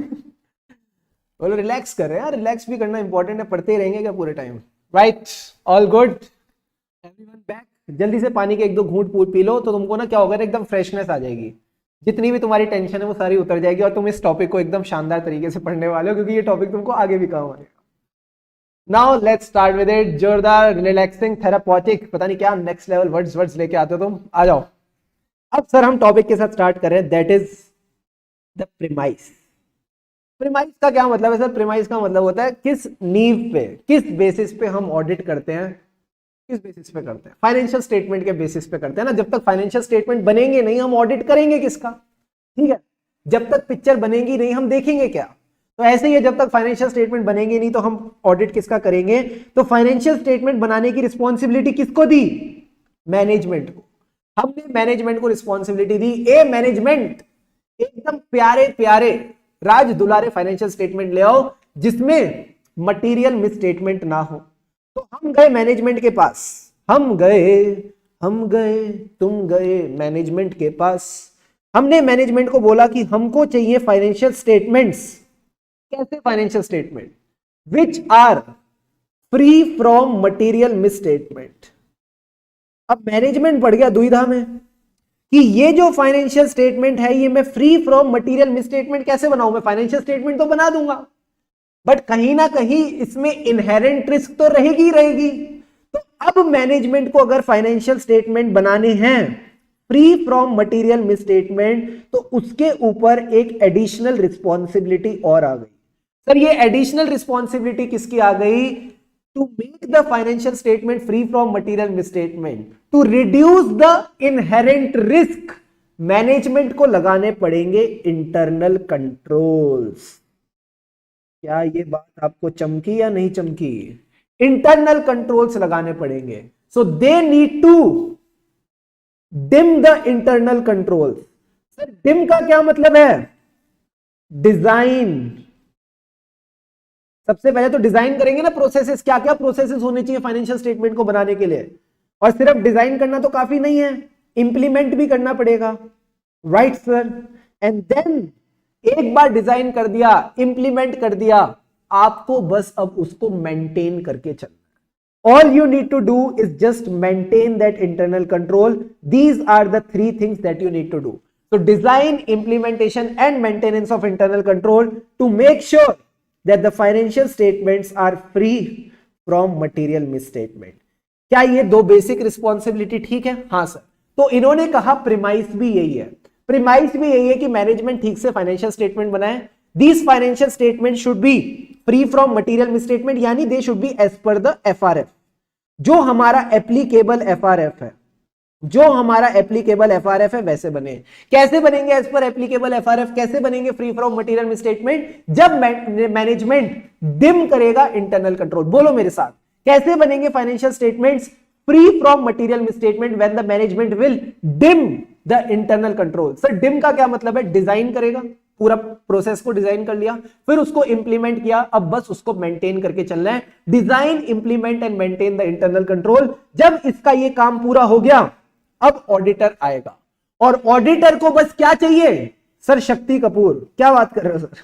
ऑडिटर को बस चाहिए शक्ति कपूर। सर शक्ति कपूर का मतलब है आहू। सर आहू का क्या मतलब है? All information which he considers it is necessary for the purpose of audit। दूसरा एडिशनल इंफॉर्मेशन, अगर उसको लगता है उसने पहली बार जो इंफॉर्मेशन मांगी वो काफी नहीं थी तो ये एडिशनल इंफॉर्मेशन भी मांग सकता है। Plus unrestricted access, unrestricted access to all those within the entity from whom auditors consider, from whom the auditor considers it is necessary to obtain the audit evidence। यानी सिर्फ management पे नहीं, ये अगर चाहे तो किसी इंप्लॉय को पकड़ के भी उससे साथ इंक्वायरी कर सकता है। अगर ये चाहे तो किसी भी पर्सन को with in the entity approach कर सकता है for the purpose of gaining audit evidence. तो ऑल इंफॉर्मेशन, अगर इंफॉर्मेशन कम पड़ गई तो एडिशनल इंफॉर्मेशन, और अगर ये चाहे तो एंटिटी में कहीं पे भी अनरिस्ट्रिक्टेड एक्सेस ले सकता है, कोई इसको रोकेगा नहीं। But yes, with the management permission इसको अनरिस्ट्रिक्टेड एक्सेस मिलेगी। यही तीन चीजें हैं जिनको आप बोलते हो क्या सर, प्रीमाइस। प्रीमाइस यानी अगर ये तीन चीजें प्रेजेंट हैं तो ही ऑडिटर ऑडिट इंगेजमेंट लेटर पे साइन करेगा। यानी मैनेजमेंट को मानना पड़ेगा कि वो फाइनेंशियल स्टेटमेंट बना के देगा, सबसे पहली चीज। दूसरी चीज, ये फाइनेंशियल स्टेटमेंट फ्री होंगे फ्रॉम मटेरियल मिसस्टेटमेंट। कैसे? इसके लिए मैनेजमेंट ने इंटरनल कंट्रोल लगाए। एंड तीसरी चीज, जब ऑडिटर आया तो उसको मिलेगा शक्ति कपूर। सर शक्ति कपूर का मतलब है आउ। सर आउ का मतलब है all information, additional information and unrestricted access. क्या ये तीनों पॉइंट्स क्लियर है? जल्दी से बताओ। अगर क्लियर है तो फटाफट नोट्स में देखो, सर लिखा हुआ ये बात। For the preparation and presentation of financial statement in accordance with the applicable FRF. अब ये सारे वर्ड्स के साथ आप रूबरू हो चुके हो, इनमें से कोई भी टेक्निकलिटी नहीं बची। हमारे फाइनेंशियल स्टेटमेंट कैसे हो? एफआरएफ के हिसाब से हो, which includes dim of internal control. तो कह रहा है सबसे पहले तो मैनेजमेंट की रिस्पॉन्सिबिलिटी है फाइनेंशियल स्टेटमेंट को एफआरएफ के हिसाब से बनाए। यानी अब इसको इंटरनल कंट्रोल लगाने पड़ेंगे which are relevant to the preparation of financial statement free from material misstatement whether due to fraud and error. तो फाइनेंशियल स्टेटमेंट बन गए, उनके इंटरनल कंट्रोल लग गए। अब ऑडिटर आएगा और ऑडिटर को इनको देना है सर क्या? शक्ति कपूर। सर शक्ति कपूर का क्या मतलब है? शक्ति कपूर का मतलब है all information, any additional information that the auditor can request from the management, and last point is unrestricted access to those within the entity from whom the auditor determines it is necessary to obtain the audit evidence. 1 2 3, तीनों के तीनों point 1-2 minute दे रहा हूं, जल्दी से अभी के अभी इनको याद करके मेरे को कंफर्म करो। इसके आगे की बातें बड़ी मजाकिया हैं, छोटी मोटी बातें, उनमें कुछ खास नहीं है। बस आपने ये 3 बातें अभी के अभी याद करके मेरे को कंफर्म करनी है। टेक 1 और 2 मिनट्स, जैसी 5 बच्चों का डंडन डंडन, हम आगे बढ़ जाए। आ जाओ जी, जल्दी से कर लो, कुछ मसाला नहीं है इसमें, फटाफट इसको निपटाओ और मुझे बताओ।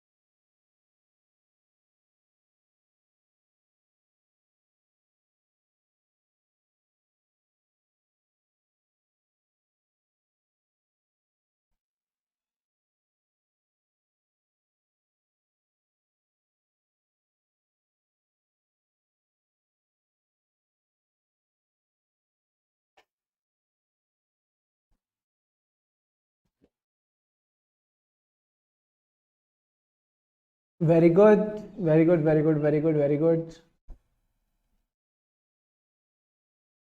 शानदार दोस्तों, शानदार, मजा आ गया। बहुत बढ़िया, बहुत बढ़िया, बहुत बढ़िया, बहुत बढ़िया। अब आ जाओ सर, लास्ट पार्ट क्या कहता है? As a part of the responsibility for preparation and presentation of financial statement, PPFS का मतलब ऑलरेडी यहां पे लिखा हुआ है, ठीक है? इसको मैं बार बार नहीं लिख सकता, इसलिए मैंने पीपीएफएस लिख रखा है, that is the preparation and presentation of financial statement. इनको क्या करना पड़ेगा? पहले तो एफआरएफ चुनना पड़ेगा। मैंने तुमको चुन लिया, ठीक है? तो एफआरएफ चुनना पड़ेगा, एंड फिर उस एफआरएफ के हिसाब से अपनी preparation and presentation of financial statement करनी पड़ेगी। जो भी एफआरएफ है उसके बारे में बताना पड़ेगा फाइनेंशियल स्टेटमेंट में कि ये हमारा एफआरएफ। तो ये बेसिक पॉइंट है, इनको आप बस रीड करके चलेंगे, इसमें और भी कुछ मसाला नहीं है, ठीक है sir? The preparation of financial statement requires the management to exercise the judgement in making the accounting estimate. जैसे हमको तो पता ही नहीं था, ये जो अकाउंटिंग एस्टीमेट्स है इनके अंदर पर एक क्वालिटी होनी चाहिए, ये रीजनेबल होने चाहिए। यानी अगर मैं कोई प्रोविजन बना रहा हूं, अगर मैं कोई प्रोविजन बना रहा हूं, मैं कोई एस्टीमेट बना रहा हूं, that amount should be reasonable in the light of circumstances. Suppose मेरा कोई कोर्ट का केस चल रहा है, छोटा सा एग्जांपल ले लेते प्यारा। सपोज मेरा कोई कोर्ट का केस चल रहा है और उस कोर्ट के केस में जो लीगल मेरी पार्टी है, जो लीगल मेरा बंदा है, एडवोकेट है, उसका ये मानना है कि जो पेनल्टी है, that penalty will be let's say 5 crore rupees. पर जो मैंने प्रोविजन बनाया है that provision is only 50,000 rupees. क्या ये रीजनेबल है? 5 करोड़ की पेनल्टी पे 50,000 का रिस्क, क्या भाई, क्या क्या बनाया, क्यों ही बनाया है? तो दिस इज कंसिडर्ड अनरीजनेबल। तो जो भी आपका अकाउंटिंग एस्टिमेट है that should be reasonable. Second point, accounting policy, जो भी अकाउंटिंग पॉलिसी है that should be appropriate as per the circumstances. यानी अगर आपने अपने फाइनेंशियल स्टेटमेंट गोइंग कंसर्न के हिसाब से बनाए हैं, going concern should be appropriate. Sir going concern should be appropriate यानी जो एंटिटी है it should be able to continue its operations for a foreseeable future. Sir foreseeable future यानी entity चलती जाएगी, there is no material uncertainty, कोई दिक्कत की बात नहीं है, एंटिटी एकदम बढ़िया तरीके से काम कर रही है। तो आपने अकाउंटिंग पॉलिसी भी एप्रोप्रिएट रखनी है, अकाउंटिंग एस्टिमेट रीजनेबल रखने, बस इतनी सी बात आपने याद रखनी है। एंड लास्ट में इन्होंने क्या कहा, financial statement should meet the common financial information needs of the wide range of users. अगर हम जनरल पर्पस फाइनेंशियल स्टेटमेंट की बात करें, यही हमारे कोर्स में है, यही हमारे कोर्स में हम जनरल पर्पस की बात करते हैं, हम स्पेशल पर्पस की बात भी नहीं कर रहे। स्पेशल पर्पस बनाए जाते हैं किसी एक पर्टिकुलर व्यक्ति के लिए या एक पर्टिकुलर ग्रुप ऑफ पीपल के लिए, तो उसकी हम कभी बात भी नहीं करेंगे। Special purpose financial statement is for the specific users, we are talking about the financial statement जिनको हम क्रिएट करते हैं for a wide range of users, जो हर कोई यूज करता है, जो कंपनीज जनरली बनाती भी है। बस इतनी सी बात आपने समझनी है। इनहेरेंट लिमिटेशंस वाला टॉपिक हम कर चुके हैं। और इसमें क्या रह जाता है, conduct of audit in accordance with standards on auditing. इसमें अगर मैं आपको इसका सार बताऊं ना, मैं आपको इसकी अगर समरी बताऊं, ठीक है, इसकी समरी बस यही कहती है जो यहां पे लिखा है कि आपने अपना ऑडिट स्टैंडर्ड ऑन ऑडिटिंग के हिसाब से किया। अगर आपने पूरा ऑडिट का जो प्रोसेस है, अगर आपने जो अपना पूरा का पूरा ऑडिट का प्रोसेस है वो आपने स्टैंडर्ड ऑन ऑडिटिंग के हिसाब से किया है, यानी आपके जो ऑडिट प्रोसीजर है वो स्टैंडर्ड ऑन ऑडिटिंग के हिसाब से है, जो एविडेंस है वो सफिशिएंट एंड एप्रोप्रिएट है, और उस एविडेंस के बेसिस पे जो आपने कंक्लूजन निकाला है अपनी ऑडिट रिपोर्ट में वो भी आपका स्टैंडर्ड ऑन ऑडिटिंग के हिसाब से है। अगर स्टैंडर्ड ऑन ऑडिटिंग के हिसाब से ऑडिट किया है, यानी ऑडिट प्रोसीजर्स, लिख लो इसको, ऑडिट प्रोसीजर्स, उन ऑडिट प्रोसीजर से जो आपने एविडेंस इकट्ठा किया और उसके बेसिस पे जो आपने रिपोर्टिंग करी, अगर ये तीनों चीजें स्टैंडर्ड ऑन ऑडिटिंग के हिसाब से, इसका मतलब आपका ऑडिट स्टैंडर्ड ऑन ऑडिटिंग के हिसाब से। इसके ऊपर जो पॉइंट्स लिखे हुए हैं 5 मिनट लगेंगे, आ जाओ रीड कर लेते हैं। Comply with the SAs which are relevant to the audit, यार जो जो ऐसे आपके लिए रेलिवेंट है उससे कंप्लाई करो। एंड ऐसे रेलिवेंट कब है, जब जो ऐसे वो इफेक्ट में है, यानी आईसीआई ने उस ऐसे को इशू कर रखा है, plus circumstances addressed by the essay exist। जैसे कि अगर मैं 505 की बात करूं, ऐसे 505 सर किसकी बात करता है, एक्सटर्नल कंफर्मेशन की। एक्सटर्नल कंफर्मेशन कहता है अगर आपके पास कोई डेटर है तो आप एक्सटर्नल कंफर्मेशन ले लो, क्रेडिटर है तो एक्सटर्नल कंफर्मेशन ले लो, बैंक बैलेंस है तो एक्सटर्नल कंफर्मेशन ले लो, यानी जो भी ऐसे बैलेंसेस है जिसको आप किसी से कंफर्म कर सकते हो थर्ड पार्टी से, वहां पे आप ऐसे 505 अप्लाई कर लो। बस रीडिंग वाले पॉइंट्स हैं, इनको बस रीड करेंगे, कुछ मसाला नहीं है ज्यादा। Auditor shall have an understanding of the entire text of the essay including the application। पूरे ऐसे को आपको समझ के चलना है। ऐसे में क्या होता है ना, ऐसे 2 भागों में बटा होता है। जो भी ऐसे होता है उसका पहले तो पार्ट लिखा होता है जो मेन ऐसे होता है, उन ऐसे को एक्सप्लेन करने के लिए ये एप्लीकेशन मटेरियल डालते हैं ऐसे के बाद। वो एप्लीकेशन मटेरियल को आपने इग्नोर नहीं करना, उसको भी रीड करके चलना है, बस ये बात बोली है। Auditor shall not present the compliance with ऐसे अनलेस उसने सारी रिक्वायरमेंट्स के साथ कंप्लाई किया। जब तक आप सारी रिक्वायरमेंट्स के साथ कंप्लाई नहीं करते हम नहीं मानेंगे आप ऐसे के साथ कंप्लाई करते। ठीक है, नेक्स्ट क्लास इज कॉलिंग, बस होने वाला है, 2 minute please 2 minute. Objective stated in the ऐसे, आपने अपना ओवरऑल ऑब्जेक्टिव अचीव करना है। सर ओवरऑल ऑब्जेक्टिव क्या है, जो मैंने आपको 200 में बताया, पहले तो रीजनेबल एश्योरेंस कि वो financial statements are free from material misstatement whether due to fraud और ड्यू टू एरर, एंड फिर आप अपना ओपिनियन दोगे, प्लस आप इसमें रिपोर्ट इशू करोगे। इस ओवरऑल ऑब्जेक्टिव को अचीव करने के लिए आपको इंडिविजुअल एसेज के रेलिवेंट ऑब्जेक्टिव्स को अचीव करके चलना पड़ेगा। जो भी एसेज है रेलिवेंट उनके ऑब्जेक्टिव्स को अचीव करोगे तो कहीं ना कहीं आपका ओवरऑल ऑब्जेक्टिव भी अचीव हो जाएगा। ठीक है, having regard to the interrelationship among SAs, determine if any audit procedure in addition to that required by essays is necessary, plus evaluate कर लेना कि sufficient and appropriate evidence मिल गया। अगर sufficient and appropriate evidence मिल गया यानी आपको reasonable assurance मिल गई है। That's all about it. Last के 2 पॉइंट्स, बस लास्ट के 2 पॉइंट्स। आ जाओ आ जाओ आ जाओ, इधर देखो। Auditor shall comply with each requirement of the essay unless the circumstances of the audit essay is not relevant. जैसे एक ऐसे 610 है which is regarding the use of internal auditor. अगर आप इंटरनल ऑडिटर का काम यूज करते हो अपने ऑडिट में तो ऐसे 610 एप्लीकेबल होता है, बट अगर एंटिटी के पास इंटरनल ऑडिट ही नहीं है तो फिर ऐसे 610 की कोई काम ही नहीं है। ठीक है sir. There is a conditional requirement and the condition doesn't exist. Sir conditional requirement का क्या मतलब है? अगेन आप इस तरह से इसको ले सकते हो कि वो जो ऐसे है, सपोज हम किसी ऐसे को उठा लेते हैं, कंडीशनल रिक्वायरमेंट वाला कौन सा ऐसे उठाएं हम आपके लिए? Conditional requirement, conditional requirement, conditional requirement, conditional requirement. Yes, conditional requirement का मतलब है सपोज ऐसे 550। सर ऐसे 550 का मतलब है रिलेटेड पार्टीज। बड़ा इजी पॉइंट है। कह रहे अगर आपको रिलेटेड पार्टी का हमको क्या चाहिए फाइनेंशियल स्टेटमेंट में, मुझे चैट बॉक्स पे बताओ। मुझे तुम भागने वाले हो, ठीक है? बैग वैग पैक करके सारे बच्चे रेडी हो गए हैं, जल्दी से बताओ मुझे रिलेटेड पार्टी के बारे में क्या चाहिए financial statement. What is the one thing that I required? Is it the amount, is it the classification, is it the presentation और is it the disclosure? What do I need for the related party? बताना। बस 2 minute और, जल्दी से बताओ हमको related party का क्या चाहिए? डिस्क्लोजर। वेरी वेरी गुड, हमको चाहिए डिस्क्लोजर। तो हम चाहते हैं कि कंप्लीट डिस्क्लोजर हो। ये जो डिस्क्लोजर है ये कंप्लीट हो, कोई भी रिलेटेड पार्टी छूटे ना। अब सोचो आपने ऑडिट किया और ऑडिट करते वक्त आपको एक अनआइडेंटिफाइड रिलेटेड पार्टी मिल गई। आपको एक ऐसी रिलेटेड पार्टी मिल गई जिसके बारे में मैनेजमेंट ने आपको बताया ही नहीं। तो इस केस में ऐसे 550 कहता है कि आप मैनेजमेंट का गला पकड़ लो और मैनेजमेंट को रिक्वेस्ट करो कि इस रिलेटेड पार्टी के साथ जितनी ट्रांजैक्शन है मैनेजमेंट निकाल के लाए। उन ट्रांजैक्शंस पे अब आप एडिशनल ऑडिट प्रोसीजर्स करो कि वो ट्रांजैक्शंस ठीक से अकाउंट फॉर हुई हैं, उनको ठीक से डिस्क्लोज किया है। प्लस मैनेजमेंट से पूछो कि मैनेजमेंट का इंटरनल कंट्रोल, मैनेजमेंट के जो प्रोसेसेस है वो इस रिलेटेड पार्टी को क्यों नहीं पकड़ पाए। पर ये जो सारी रिक्वायरमेंट है ये कब है? जब आपको एक अनआइडेंटिफाइड रिलेटेड पार्टी मिलती है। अगर अनआइडेंटिफाइड रिलेटेड पार्टी मिली ही नहीं तो ये सारी रिक्वायरमेंट्स ही नहीं। तो यही पॉइंट ये कह रहा है कि कंडीशनल रिक्वायरमेंट है। अगर ये कंडीशन ही नहीं है तो मुझे ये ऑडिट प्रोसीजर्स भी करने की जरूरत नहीं। क्या ये पॉइंट क्लियर हुआ? जल्दी से बताओ हाँ या ना, बिकॉज बहुत बेसिक बात है ये। रीड करके ऐसा लगता है यार कहना क्या चाहता है ये बंदा। अब जब मैंने आपको बताया, इज दिस पॉइंट क्लियर? फटाफट बताओ हाँ या ना। Please please please please please let me know, is this point clear to all of you? बस इसके बाद एक पॉइंट और है, उसमें भी एग्जांपल दूंगा, काम खत्म, फिर टाटा बाय बाय सब। जल्दी बताओ, come on. Yes sir, last point आ जाता है एक्सेप्शनल सर्कमस्टेंस।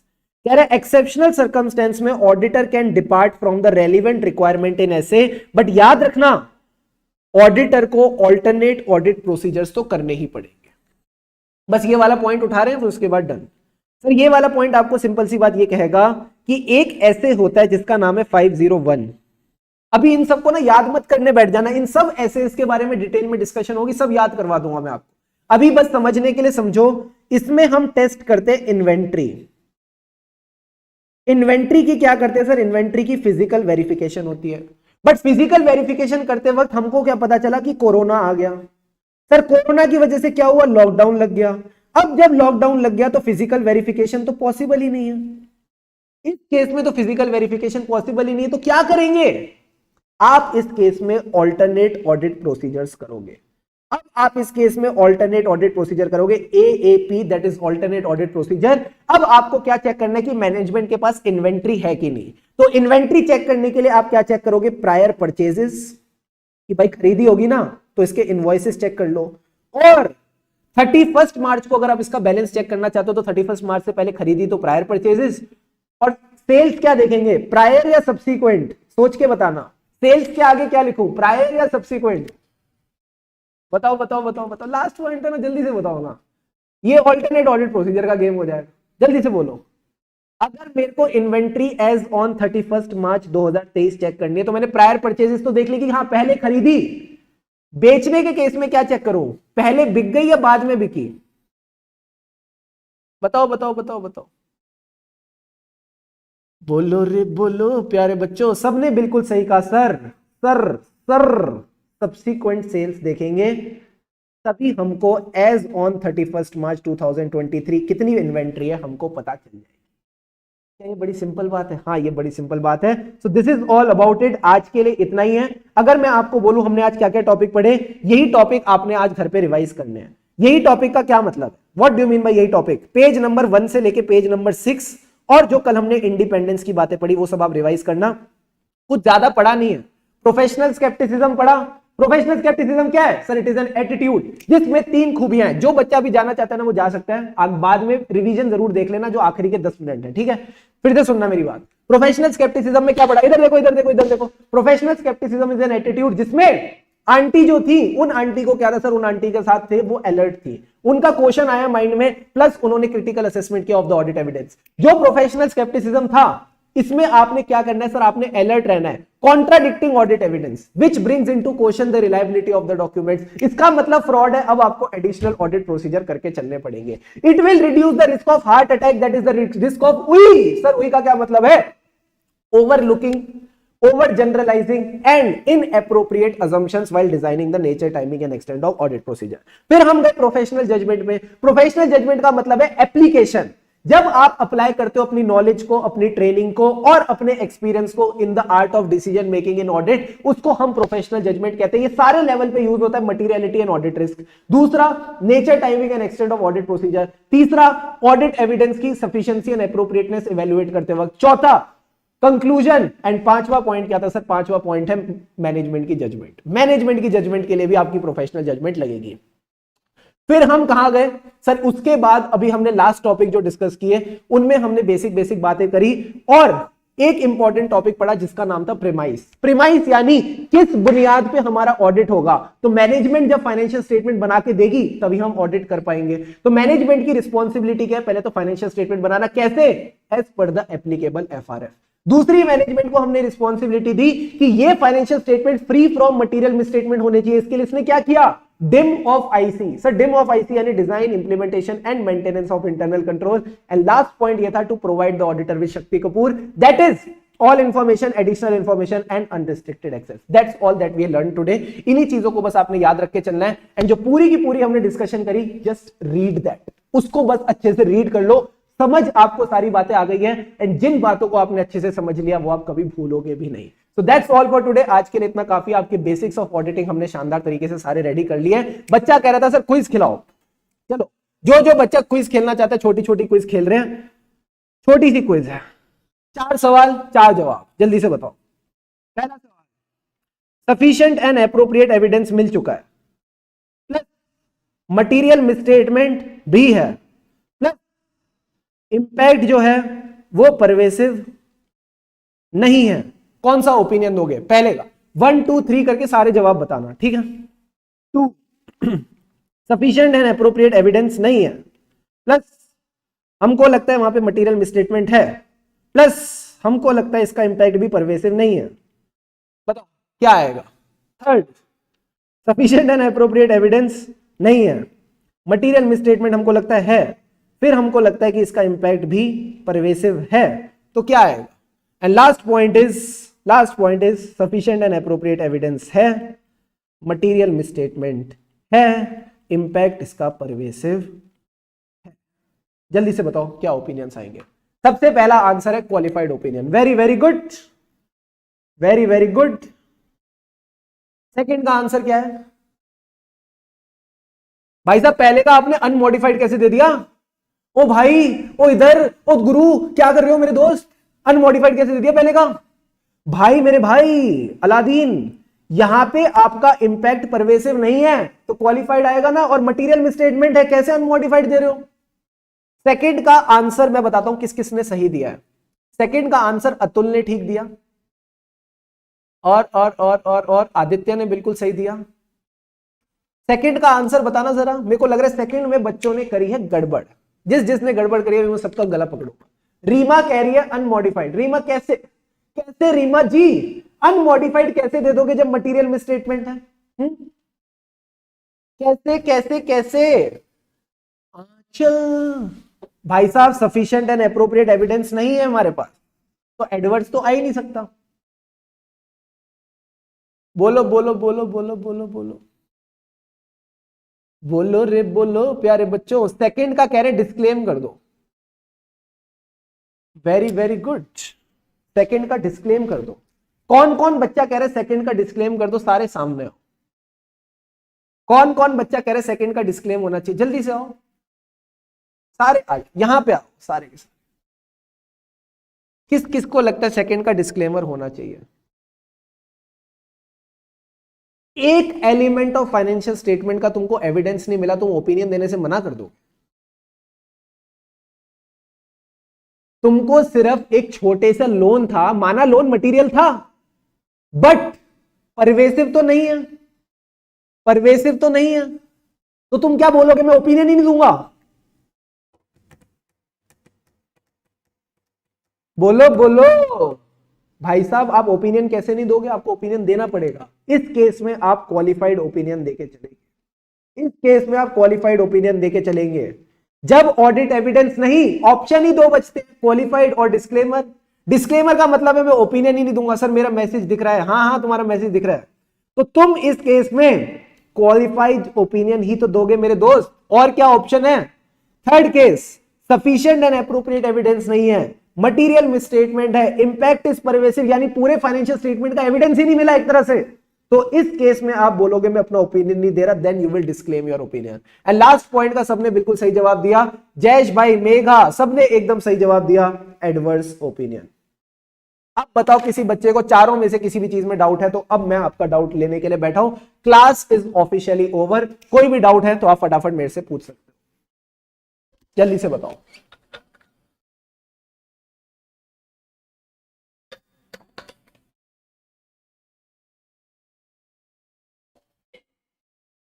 आ जाओ जी, आ जाओ आ जाओ। वेरी गुड आर्यन, बहुत बढ़िया। सर फर्स्ट वाला क्वेश्चन एक्सप्लेन कर दो, क्या बताओ, क्या आना चाहिए आपके हिसाब से ओपिनियन? फर्स्ट वाले में आपके हिसाब से क्या ओपिनियन आना चाहिए? आदित्य आप मेरे को बताओ, मैं तो एक्सप्लेन कर दूंगा, आप बताओ ना आपके हिसाब से क्या आना चाहिए था?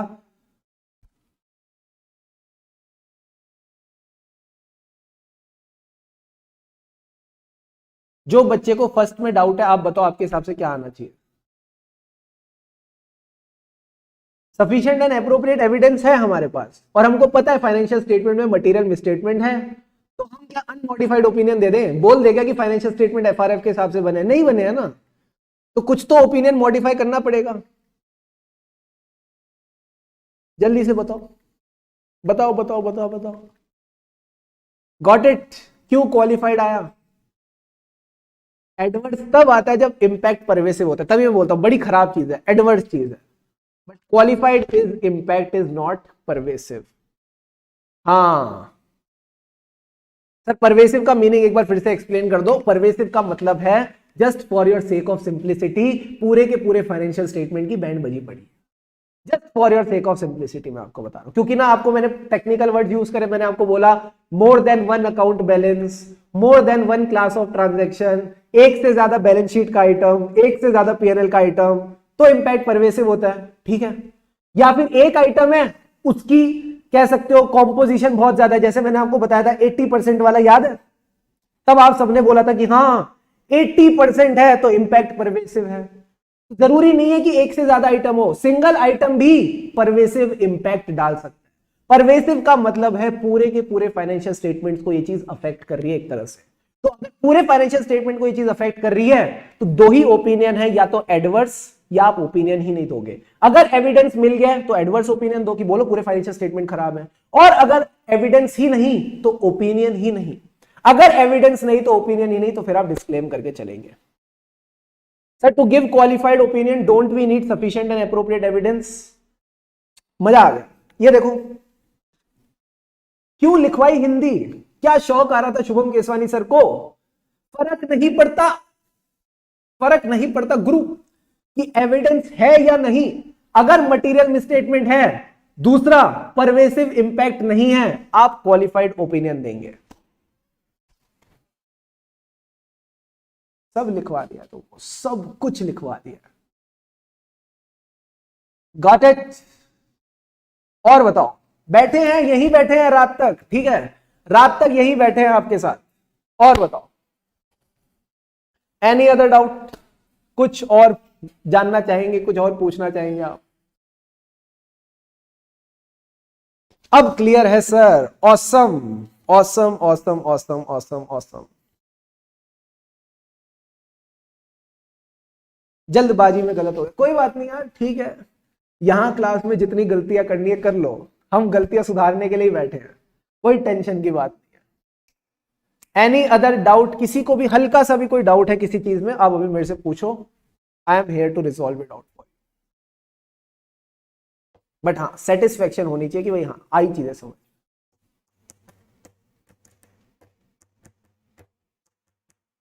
मजा आ गया सर ऑडिट पढ़ के, बहुत बढ़िया, बहुत बढ़िया, बहुत बढ़िया, बहुत बढ़िया। ठीक है, so that's all for today. कल दोबारा सर इसी चीज का टेस्ट लेना, हाँ यही चलता रहेगा ना, हम यही खेलते रहेंगे, डाकू डाकू खेलते रहेंगे, ठीक है, कभी डिस्क्लेमर, कभी एडवर्स, कभी क्वालिफाइड। सर कह रहे लास्ट वाला नहीं समझा, वेरी वेरी गुड, चलो पूछो पूछो पूछो पूछो, लास्ट वाले में क्या था यार, क्या था लास्ट लास्ट वाला? तो सबसे सिंपल है, लास्ट वाला तो सबसे सिंपल है सर। लास्ट वाला क्या कहता है? सफिशिएंट एंड एप्रोप्रिएट एविडेंस मिल चुका है, मटेरियल मिसस्टेटमेंट है, इंपैक्ट भी परवेसिव है, तो क्या बचा? एडवर्स ओपिनियन ही तो है आएगा, और क्या आएगा? सबसे खराब यही है। क्या नहीं समझ आया, जल्दी से बताओ।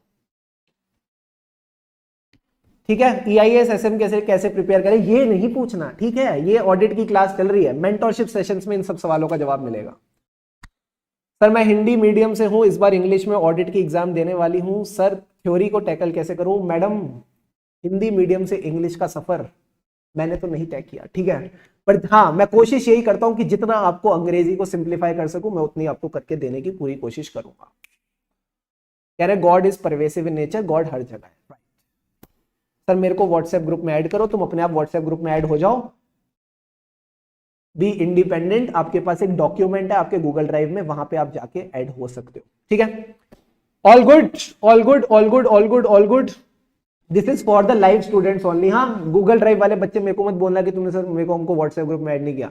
लाइव वाले बच्चों के लिए बता रहा हूं, जस्ट बिकॉज आपको अपडेट्स देनी होती है कि क्लास कब है, ठीक है, कब कौन सा सेशन है, इसके लिए मैं आपको बोल रहा हूं कि आपको लाइव व्हाट्सएप ग्रुप में ऐड करने के लिए आप अपना डॉक्यूमेंट रेफर करो गूगल ड्राइव पे, वहां से आप हो जाओगे।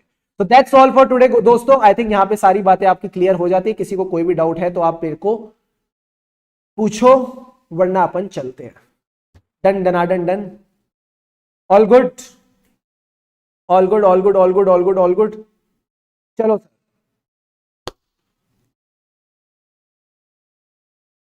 सर वो ऑडिट पार्टनर में कैसे डिस्कस करें? हाँ, ऑडिट पार्टनर के साथ आपने क्या करना है? कुछ नहीं करना भाई, कुछ नहीं करना ऑडिट पार्टनर के साथ। एक टॉपिक आप बोलो, एक टॉपिक आपका ऑडिट पार्टनर बोलेगा, यानी जो आपका दोस्त है उसको बोलना प्रोफेशनल स्केप्टिसिज्म, तो वो कहेगा professional scepticism is an attitude, जिसमें 3 बातें होती थी, अलर्ट रहना, क्वेश्चनिंग करना, क्रिटिकल असेसमेंट करना। फिर वो बोलेगा अगले 4-5 पॉइंट, ठीक है, जैसे ही वो बोलेगा ना अगले 4-5 पॉइंट की भाई कॉन्ट्राडिक्टिव ऑडिट एविडेंस है, फ्रॉड है, एडिशनल ऑडिट प्रोसीजर, तो आप बोलना मैं बताती हूँ अगला पॉइंट। अगला पॉइंट है हार्ट अटैक से बचाता है, दैट इज द उई।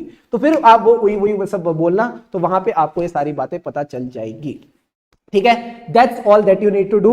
इस तरह से आप अपने दोस्त के साथ, आपका जो ऑडिट पार्टनर है उसके साथ डिस्कशन कर सकते हैं और अपने सफर को और हसीन बना सकते हैं। दैट्स ऑल फॉर टुडे, आज के लिए इतना काफी है। हम है राही ऑडिट के, फिर मिलेंगे चलते चलते नेक्स्ट क्लास में। जो आज हमने पूरा पढ़ा है उसको हम एकदम शानदार तरीके से रिवाइज करेंगे। उस रिवीजन में आपको अगर आनंद लेना है तो सारे बच्चे मेरे को बस एक छोटा सा कमिटमेंट करो, जो बातें आज हमने पढ़ी है उसको आप शानदार तरीके से रिवाइज करके आएंगे। That's all that you need to do. Have an awesome day ahead and yeah, let's catch up soon in the next class.